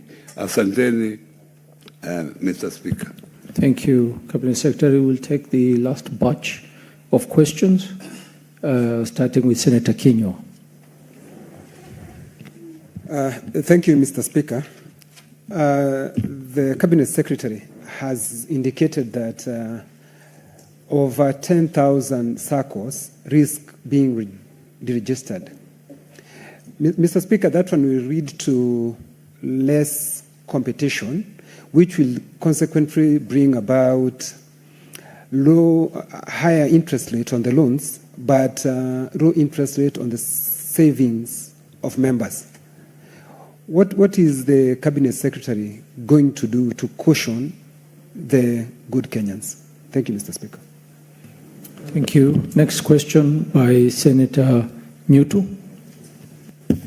Thank you, Mr. Speaker. I refer to the answer by the CS for part A of the question, where he says that as a justification for suspension of SACCO registration, Mr. Speaker, that under 2, it was prevention of broad dilution and market saturation, where he continues to say that there was a proliferation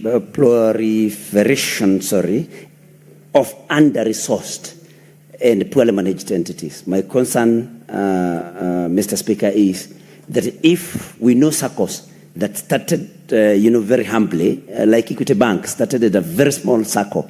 So if we make it a condition that it has to be over-resourced, because he talks about under-resourced SACCOs, then we will risk having, investors with humble beginnings from being registered and therefore kill their dreams, Mr. Speaker.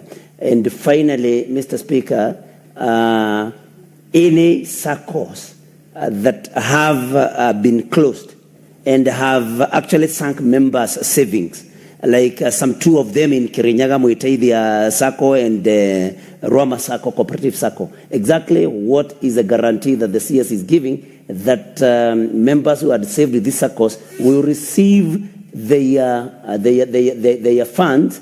And are you taking legal action against such offenders? Because to sink people's money is an offense. Thank you, Mr. Speaker. Senator Mandago. Thank you very much, Honorable Speaker. I would like to ask the Cabinet Secretary, now that there's a report of the task force that was looking at the legal framework and the reforms in the SACCO sector, Honorable Speaker, have they sensitized the cooperatives on the new legal framework as the stakeholders in that sector of the report. The last question by Senator Cherargei. Thank you, Mr. Speaker. Sir, just my supplementary question on the issue of suspension of registration of cooperative by the minister. I wanted to get further clarity that he stated Section 93, the powers of the minister, and Section 93 and 93A of Cooperative Society Act 490. Looking at the powers of the minister, one of them does not involve power to order suspension of cooperative society. So my only supplementary on registration of SACCOs, my only supplementary is where did the cabinet minister get the legal powers or president to order suspension and registration? Because looking at other powers of even the commissioner and powers of the minister, maybe you can clarify that. I yield back, Mr. Speaker. Senator Cherargei, maybe just to put us all on the same page, what are the powers given to the cabinet secretary? Okay, thank you, Mr. Speaker. Looking at Section 93, it says of Cooperative Act 490, the minister may at any time or any other direct the commissioners to exercise of his powers and duties under this act. Section 93A, other powers of the commissioner, without prejudice to any other powers under this act, the commissioner may call for elections in any cooperative society, A. B, attend meetings of a cooperative society and require every society to send him at a proper time notice and agenda of every meeting and all minutes and communications in respect thereof. C, require the societies update their bylaws. And D, finally, exercise such other powers consistent with this act as may be prescribed. So of all these powers of the minister and commissioner, there is nowhere that he has the power and authority to, legally under this act, to order suspension or cancellation or removal of the SACCOs. Senator, maybe you can clarify. Senator Cherargei,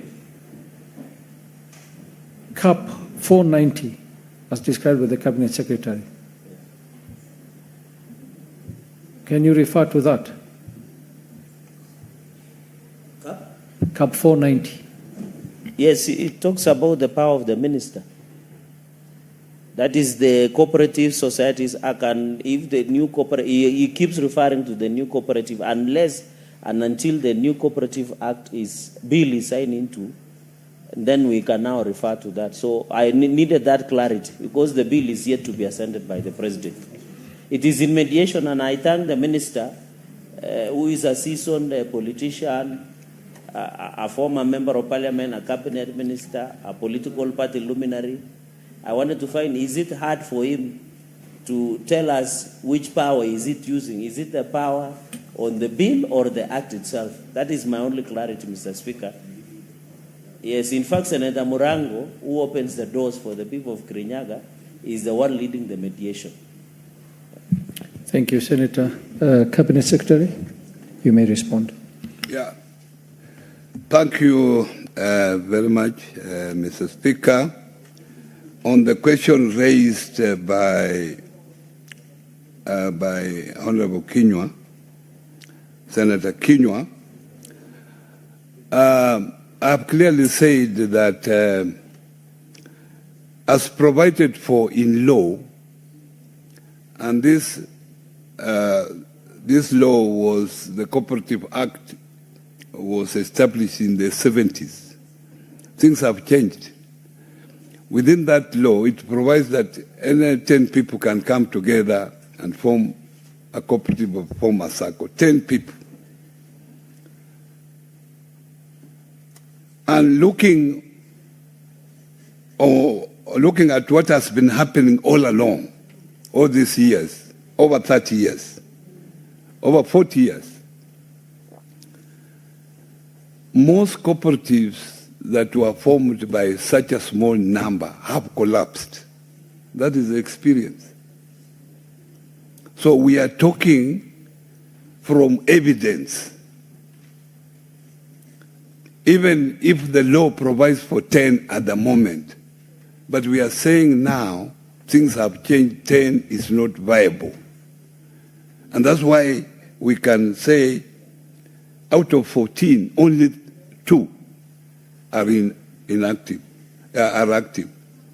And we have noted that when elections are around the corner is when registration go up.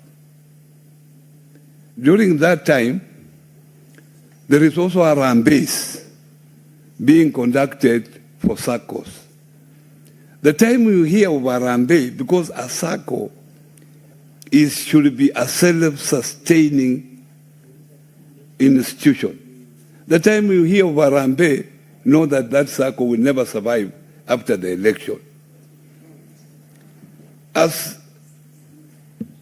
responsible citizens of this country, we must guard resources of innocent members who come together to form a SACCO. And this is the essence of what we are saying. So we are saying SACCOs are all over. They have opened boundaries. They are not tribalistic. So you can join a SACCO any corner of this country. Nowadays they are digital. They are digital. So you can join any SACCO.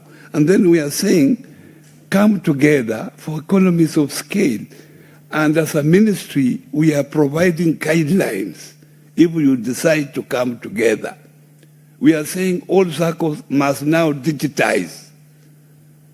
How do you digitize when you have no capacity? You have only 500 shillings in the bank account and you are waiting for a rally to be conducted. We must be serious.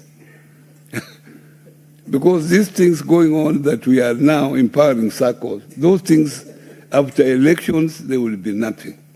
So if we want to empower, let's empower women groups. Call them groups, but don't call them SACCOs. So I have looked at these issues very critically, honourable members.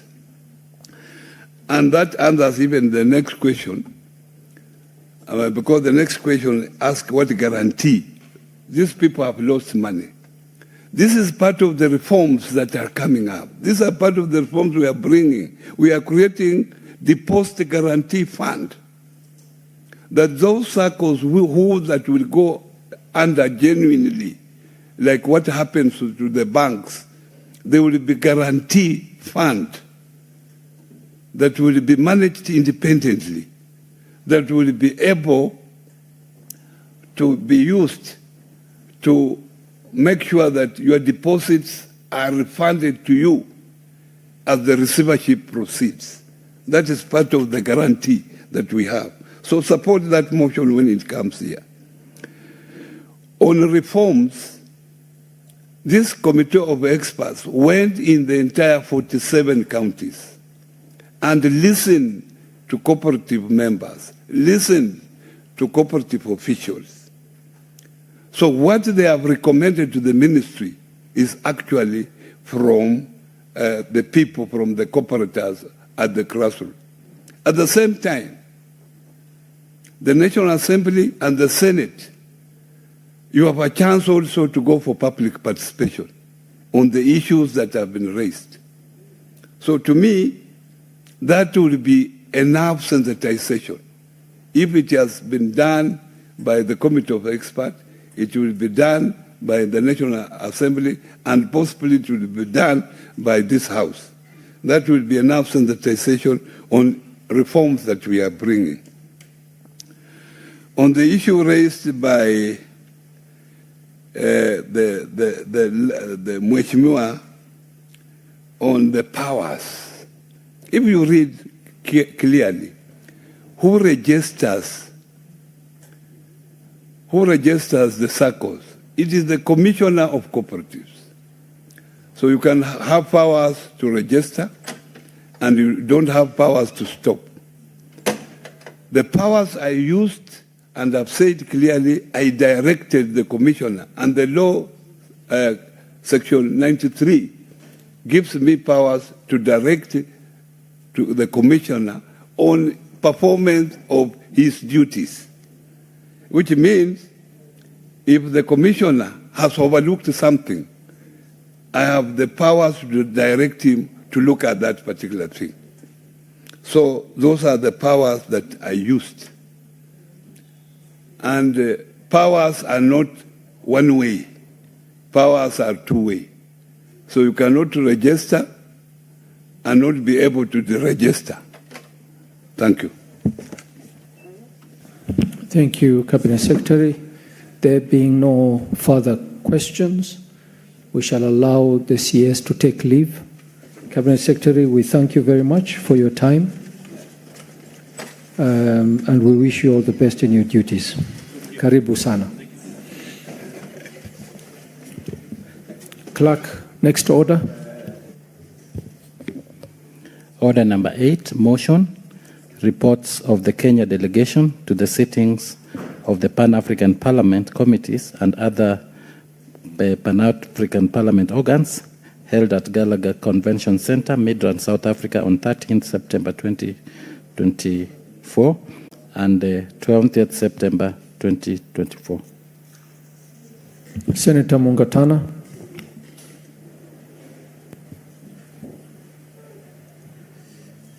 Mr. Speaker, thank you for giving me the floor. Mr. Speaker,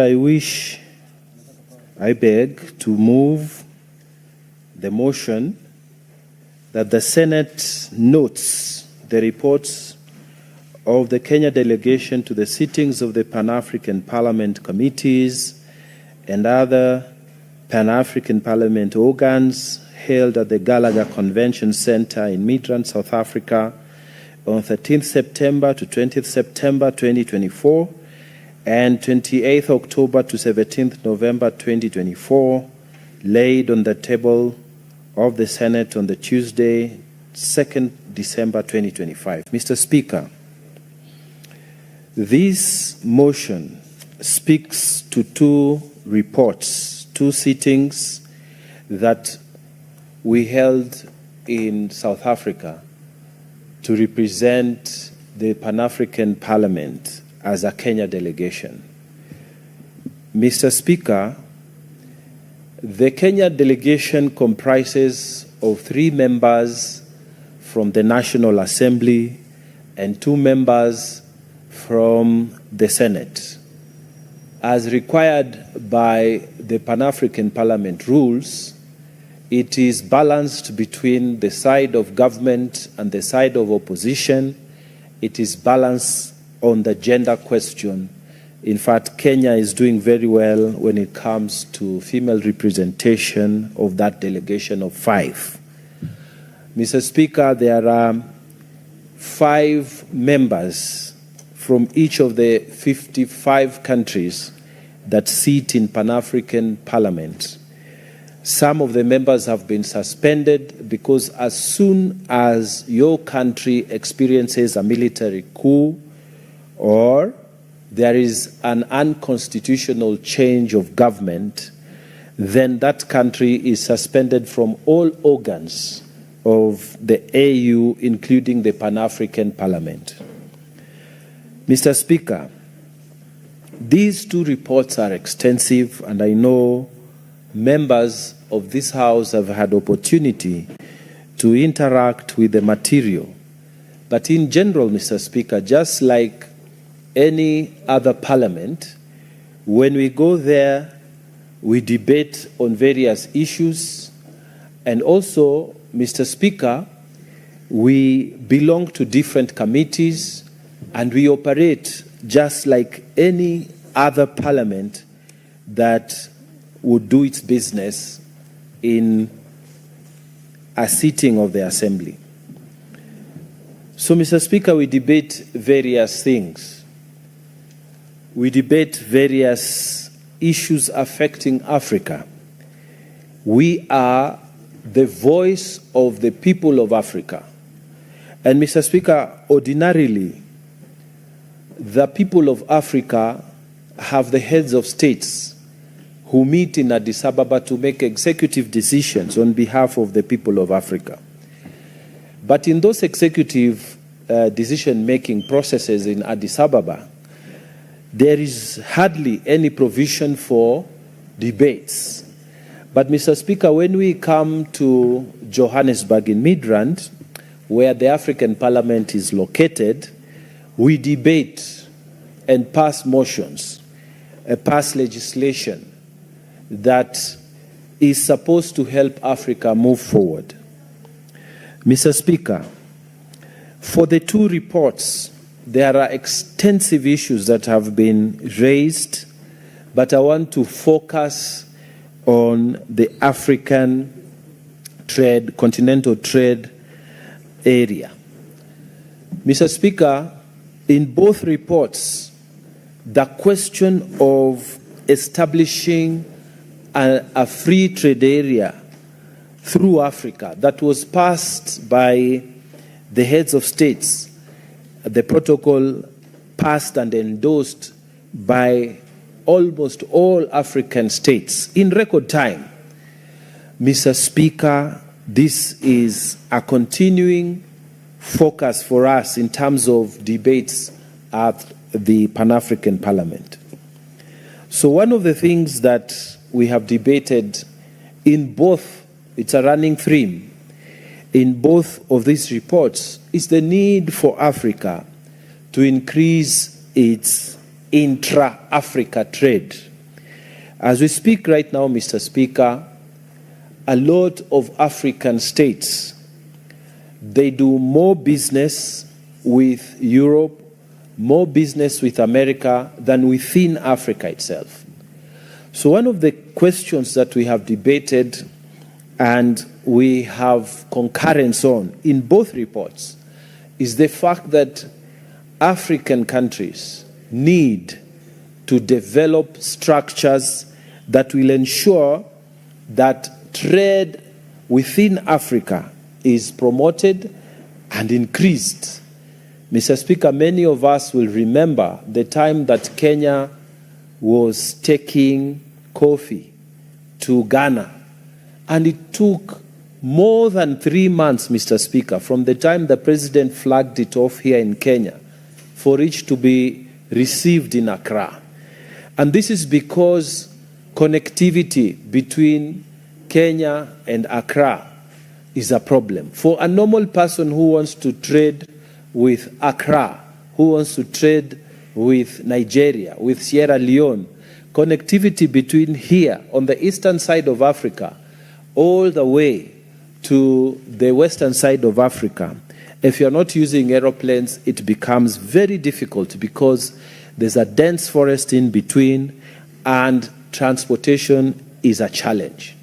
So, Mr. Speaker, in terms of making a reality the increase of trade, the Parliament of Africa has sent us here as one of their recommendations that in passing legislation within our countries, both at the national level and even at the county levels, we must take into consideration the fact that we need to create structures and infrastructure that will allow movement of goods and movement of persons within Africa to be increased. And we, as members of parliament, from the northern side to the southern side of Africa, to the eastern and western and central side, because we divide ourselves into those 5 caucuses, we have a concurrence on this, that when we come back home, one of the most critical things for us to do is to advance the fact that infrastructure for Kenya should be enhanced so that we can have connectivity with other African countries. And this will be done in this manner, Mr. Speaker. We appreciate what the government is doing right now in the Northern Corridor. We appreciate what the government is doing with the plan to create the connectivity and expand SGR all the way to Malaba. Because, Mr. Speaker, it will mean that people who are trading from Kenya, they can go efficiently to Uganda. And equally, Mr. Speaker, we have, as a nation, opened our skies so that African nations and African nationalities who come to Kenya, you do not have to, apply for visas before you come to Nairobi. You come and you get your visa while you're here. We have made it easier, and Kenya is leading in this direction. So that in this country now, you have many, many people who are from different African nations living here and making a life in this country. So, Mr. Speaker, I just wanted to urge the Senate to note the contents of this report and take it with us, Mr. Speaker, that in the African Parliament, we want to increase trade, intra-Africa trade. We want trade to flourish, and we want that when we are passing legislation, we have the Africanness within us to make sure connectivity is possible from one state to another and to increase the amount of trade within Africa. Mr. Speaker, with those many remarks, I beg to move, and I would ask the Honourable Senator Cherarke to second this motion. Thank you, Mr. Speaker. Senator Cherarke. Thank you, Mr. Speaker. I'll try to be as brief as possible as I second this report by Senator Danson Mungatana, the leader of delegation, alongside his colleagues, the two reports that were between 28 October and September 2024. Mr. Speaker, it's very interesting because as Africa, we are having great opportunity. Mr. Speaker, this comes as the 2 days end of Forward Africa, where the President Macron and His Excellency President William Ruto co-hosted more than 30 heads of states that were in care. It is not France that summoned African states. This is the partnership in terms of agriculture, in terms of trade, in terms of good governance, in terms of peace, security, and stability, in terms of cooperation and development, Mr. Speaker. And I agree with Senator Mungatana when he says we need to improve on trade between African states. And that is why he said it takes 3 months to travel here to Ghana. Yet when we are traveling to London or America, it's within 24 hours, Mr. Speaker. So I want to celebrate the IPU, Parliamentary African Parliament, for this wonderful report. It is, we noted, Mr. Speaker, improve even cooperation among regional economic communities, Mr. Speaker. So as a country, I think Kenya is now well positioned in terms of local trade and international trade, Mr. Speaker. And as Kenyans, we must come together. It's about the country. Mr. Speaker, and I miss Baba Raila Amolo Odinga, Mr. Speaker, in conclusion, that whenever, even despite that he was an opposition leader, when the issues of international concern came, Mr. Speaker, sir, Baba Raila Amolo Odinga would show up and be part of the conversation about the country, Kenya. It is tragic that the current crop of opposition leaders, led by the impeached Deputy President, Mr. Speaker, yesterday tried to demean the international conference, to reduce it to village matters, Mr. Speaker. And for us who understand him, you know, his thinking cannot go beyond village mentality. And that is why he thinks around Wamunyoro only. He's suffering from what we call villagitis syndrome, Mr. Speaker. Because yesterday, he demeaned the status of Kenya, discussing about issues when United Nations Secretary General Guterres is in the country. We are discussing about the stability of Horn of Africa. We are discussing about trade, Mr. Speaker. But this limitation of village mentality, Mr. Speaker, has made him to think that everything revolves around his village somewhere in Wamunyoro. In fact, not internet. I don't know whether he knows where Garissa is, Mr. Speaker, or any other part of this, but they must be called out, Mr. Speaker. I was even surprised that he didn't even attend a side event of even addressing, Mr. Speaker, the embassy staff, let alone a diplomat. He could not meet even an embassy staff, Mr. Speaker. So, Mr. Speaker, he should have even met an embassy staff, even on the sideline, Mr. Speaker. Mr. Speaker, with those many remarks, I just wanted to inform you that we shall extend the sitting so that we can conclude with this motion. Okay. Proceed. Thank you, Mr. Speaker. Mr. Speaker, I was just bringing the point home and hot by saying even as an opposition leader, for the last 2 years, he has not met even one embassy staff, let alone a diplomat, Mr. Speaker. How do you want to be a leader of a country if you don't know how international relations operate? And therefore, I hope Senator Mungatana will find time and engage some of his opposition leaders who don't know what their role is, Mr. Speaker. And we respect the president. If we have differences at the local level, that one can be handled issues of politicals, Mr. Speaker. But when it comes to the international fora, we must sit as a country. And Kenya now, And we want to thank the president. In 63 years, no president like William Ruto has held international summit, including the one for African Climate Change Summit. Mr. Speaker, he has now hosted the African Forward, co-hosted by France. Mr. Speaker, President William Ruto will be going for G7 towards the end of this year to represent the position of Africa in terms of trade, economic situation, stability, food security, Mr. Speaker. No president has ever done that. This is a president that is God sent, Mr. Speaker, and I know from where you sit, you are old enough to know when the country is working, and we celebrate the president for giving the best foot forward, Mr. Speaker, including the nice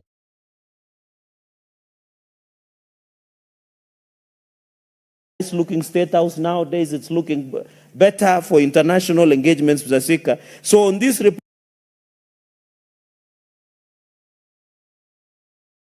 I want to appeal that as a parliament, let us take lead. We note, as Senator Mungatana said, let us take lead in food security, issues of trade, issues of good governance, transparency, accountability, and human rights issues, Mr. Speaker. In the interest of time,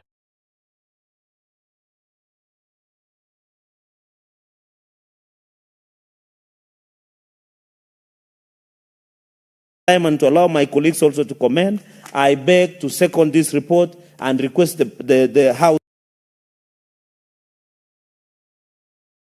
to note the contents of these two reports. I yield back the mic, Mr. Speaker.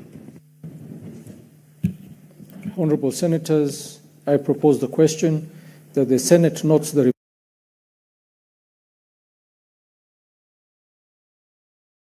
reports of the Kenya delegation to the sittings of Pan-African Parliament, committees and other Pan-African Parliament organs held at the Kalaga Convention Centre in Midrand, South Africa on 13th September to 20th September 2024 and 28th October to 17th November 2024, laid on the table of the Senate on Tuesday, 2nd December 2025.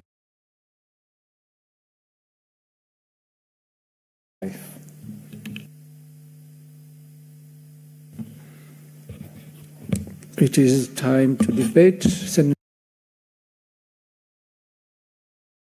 Kamar.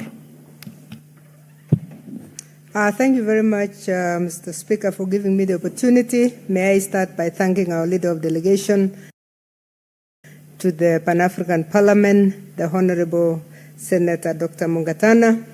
Mr. Speaker, I want to thank him for the very detailed report that he has given. I just want to add one thing in 2 minutes, Mr. Speaker, if you allow, and that is on the energy insecurity in Africa. That was one of the major topics when we had the committee sessions in September 2024, as reported in this. Energy insecurity in Africa has caused a lot of problems because industrialization cannot proceed. I bring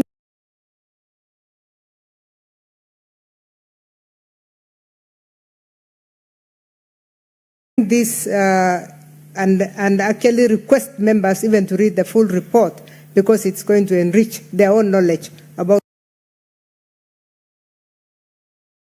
what is going on in the Pan-African Parliament and the importance of the Pan-African Parliament. Some members may not really know as much, and this is the only way we can let them know through these reports, and I really want to urge them to read. In the sector of energy insecurity, Mr. Speaker, we had a very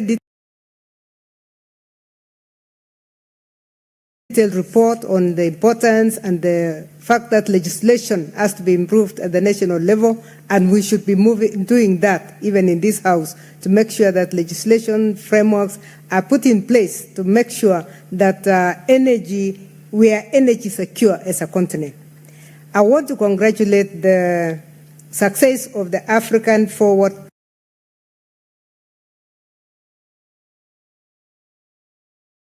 Summit that just ended the other day. Congratulate the President and the team and his colleague from France for coming up with one solution that might actually be the deal breaker as far as Kenya is concerned on the energy sector.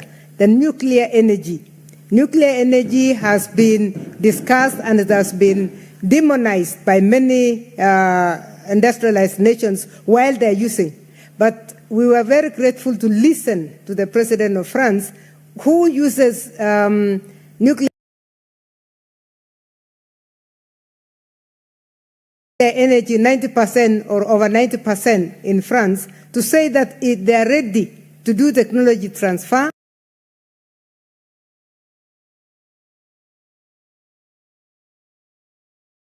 And they are ready to go into collaboration with this country. If that collaboration is done, Mr. Speaker, it's going to be a game changer in the industrialization of this country.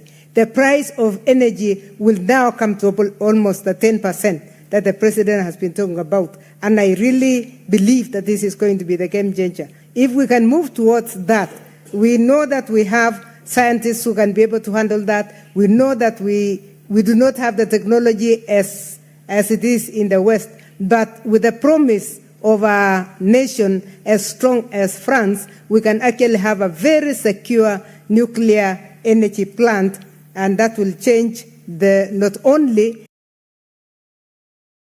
the energy in costing in Kenya, and not even in the East African region, but in the continent, because that will be the arrival of nuclear energy in the continent of Africa, which we look forward to. Mr. Speaker, I want to thank you for the opportunity, and with that, I again reiterate that this report that has been presented by the Honorable Senator Mungatana is so detailed that members of this House should read, and I commend it to them that they may be able to get a bit of information about what is going on. I thank you, Mr. Speaker, and I support. Muthui, you can reply.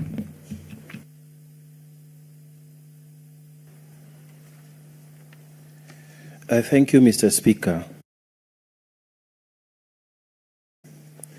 Mr. Speaker,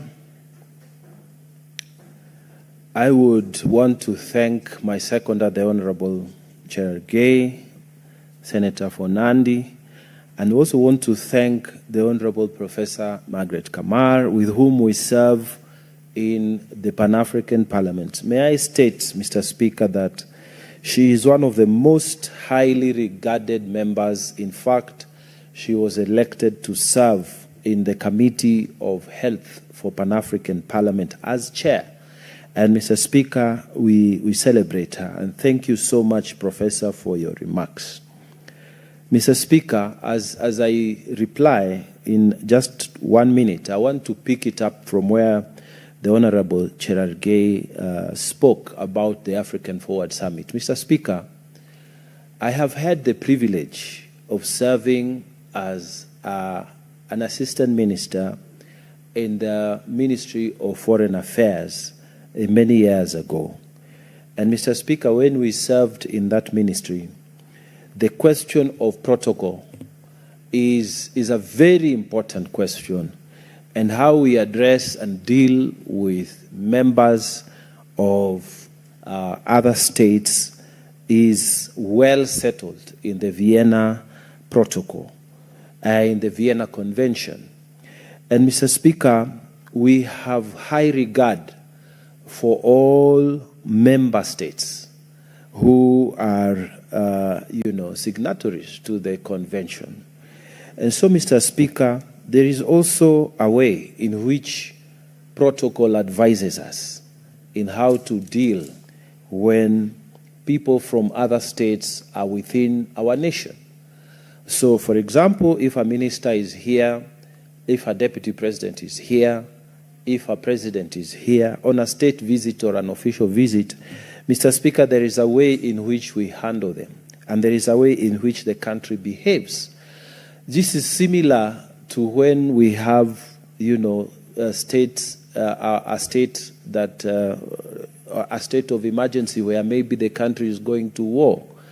At the time when such an emergency happens, God forbid, but we all rally behind the leadership of the president.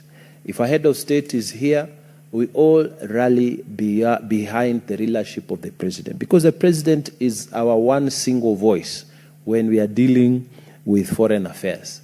And what he says represents what represents all of us. Therefore, number one, the Honorable Stephen Kalonzo Musyoka, who is a long-serving member in this parliament, was a long-serving member, and also a long-serving foreign affairs minister. When he spoke against this Africa Forward Summit, saying that it is just coming because it was not possible to host it in West Africa, I think those were unfortunate remarks.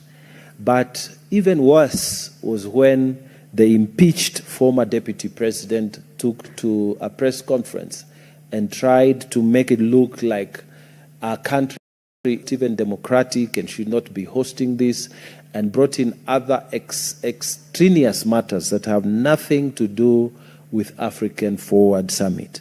Mr. Speaker, I beg colleagues who are in this space of politics that even if we have political disagreements, which we are going to have, this is how we operate in this democracy, we do not have to wash our dirty linen before other heads of state. This Senate would want to plead with all leaders to please try and hold yourself when we have visitors. It is in the African custom.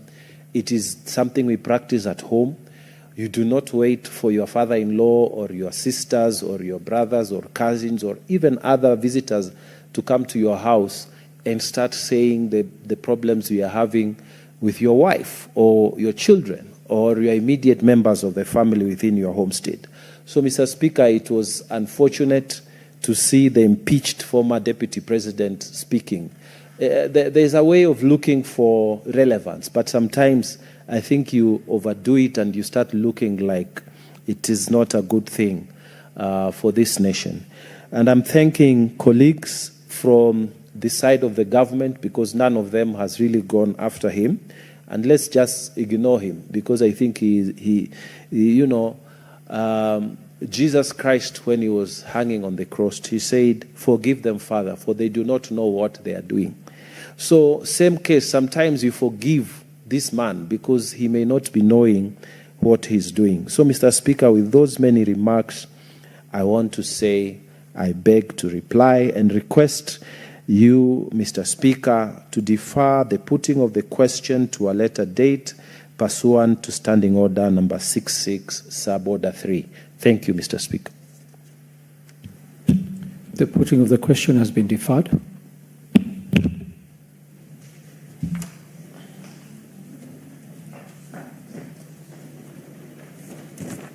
Honourable Senators, it is now 1:11, and having concluded the business for which I extended the hours of sitting, pursuant to Standing Order 34-2A, the Senate stands adjourned until later today, Wednesday, 13th May 2026 at 2:30 p.m.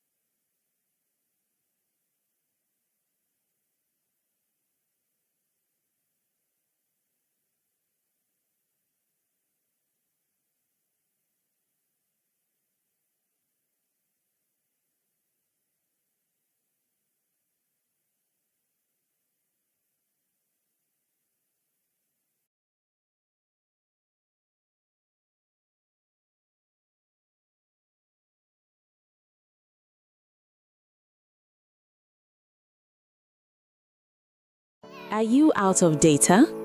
Muthui Solutions Hub brings you amazing data deals, tunukiwa, minutes and SMS deals purchased with or without Okoa Jahazi. To get these deals, pay exact amount to till number 6964518. For more inquiries, reach our 24/7 support at 0719 289 675.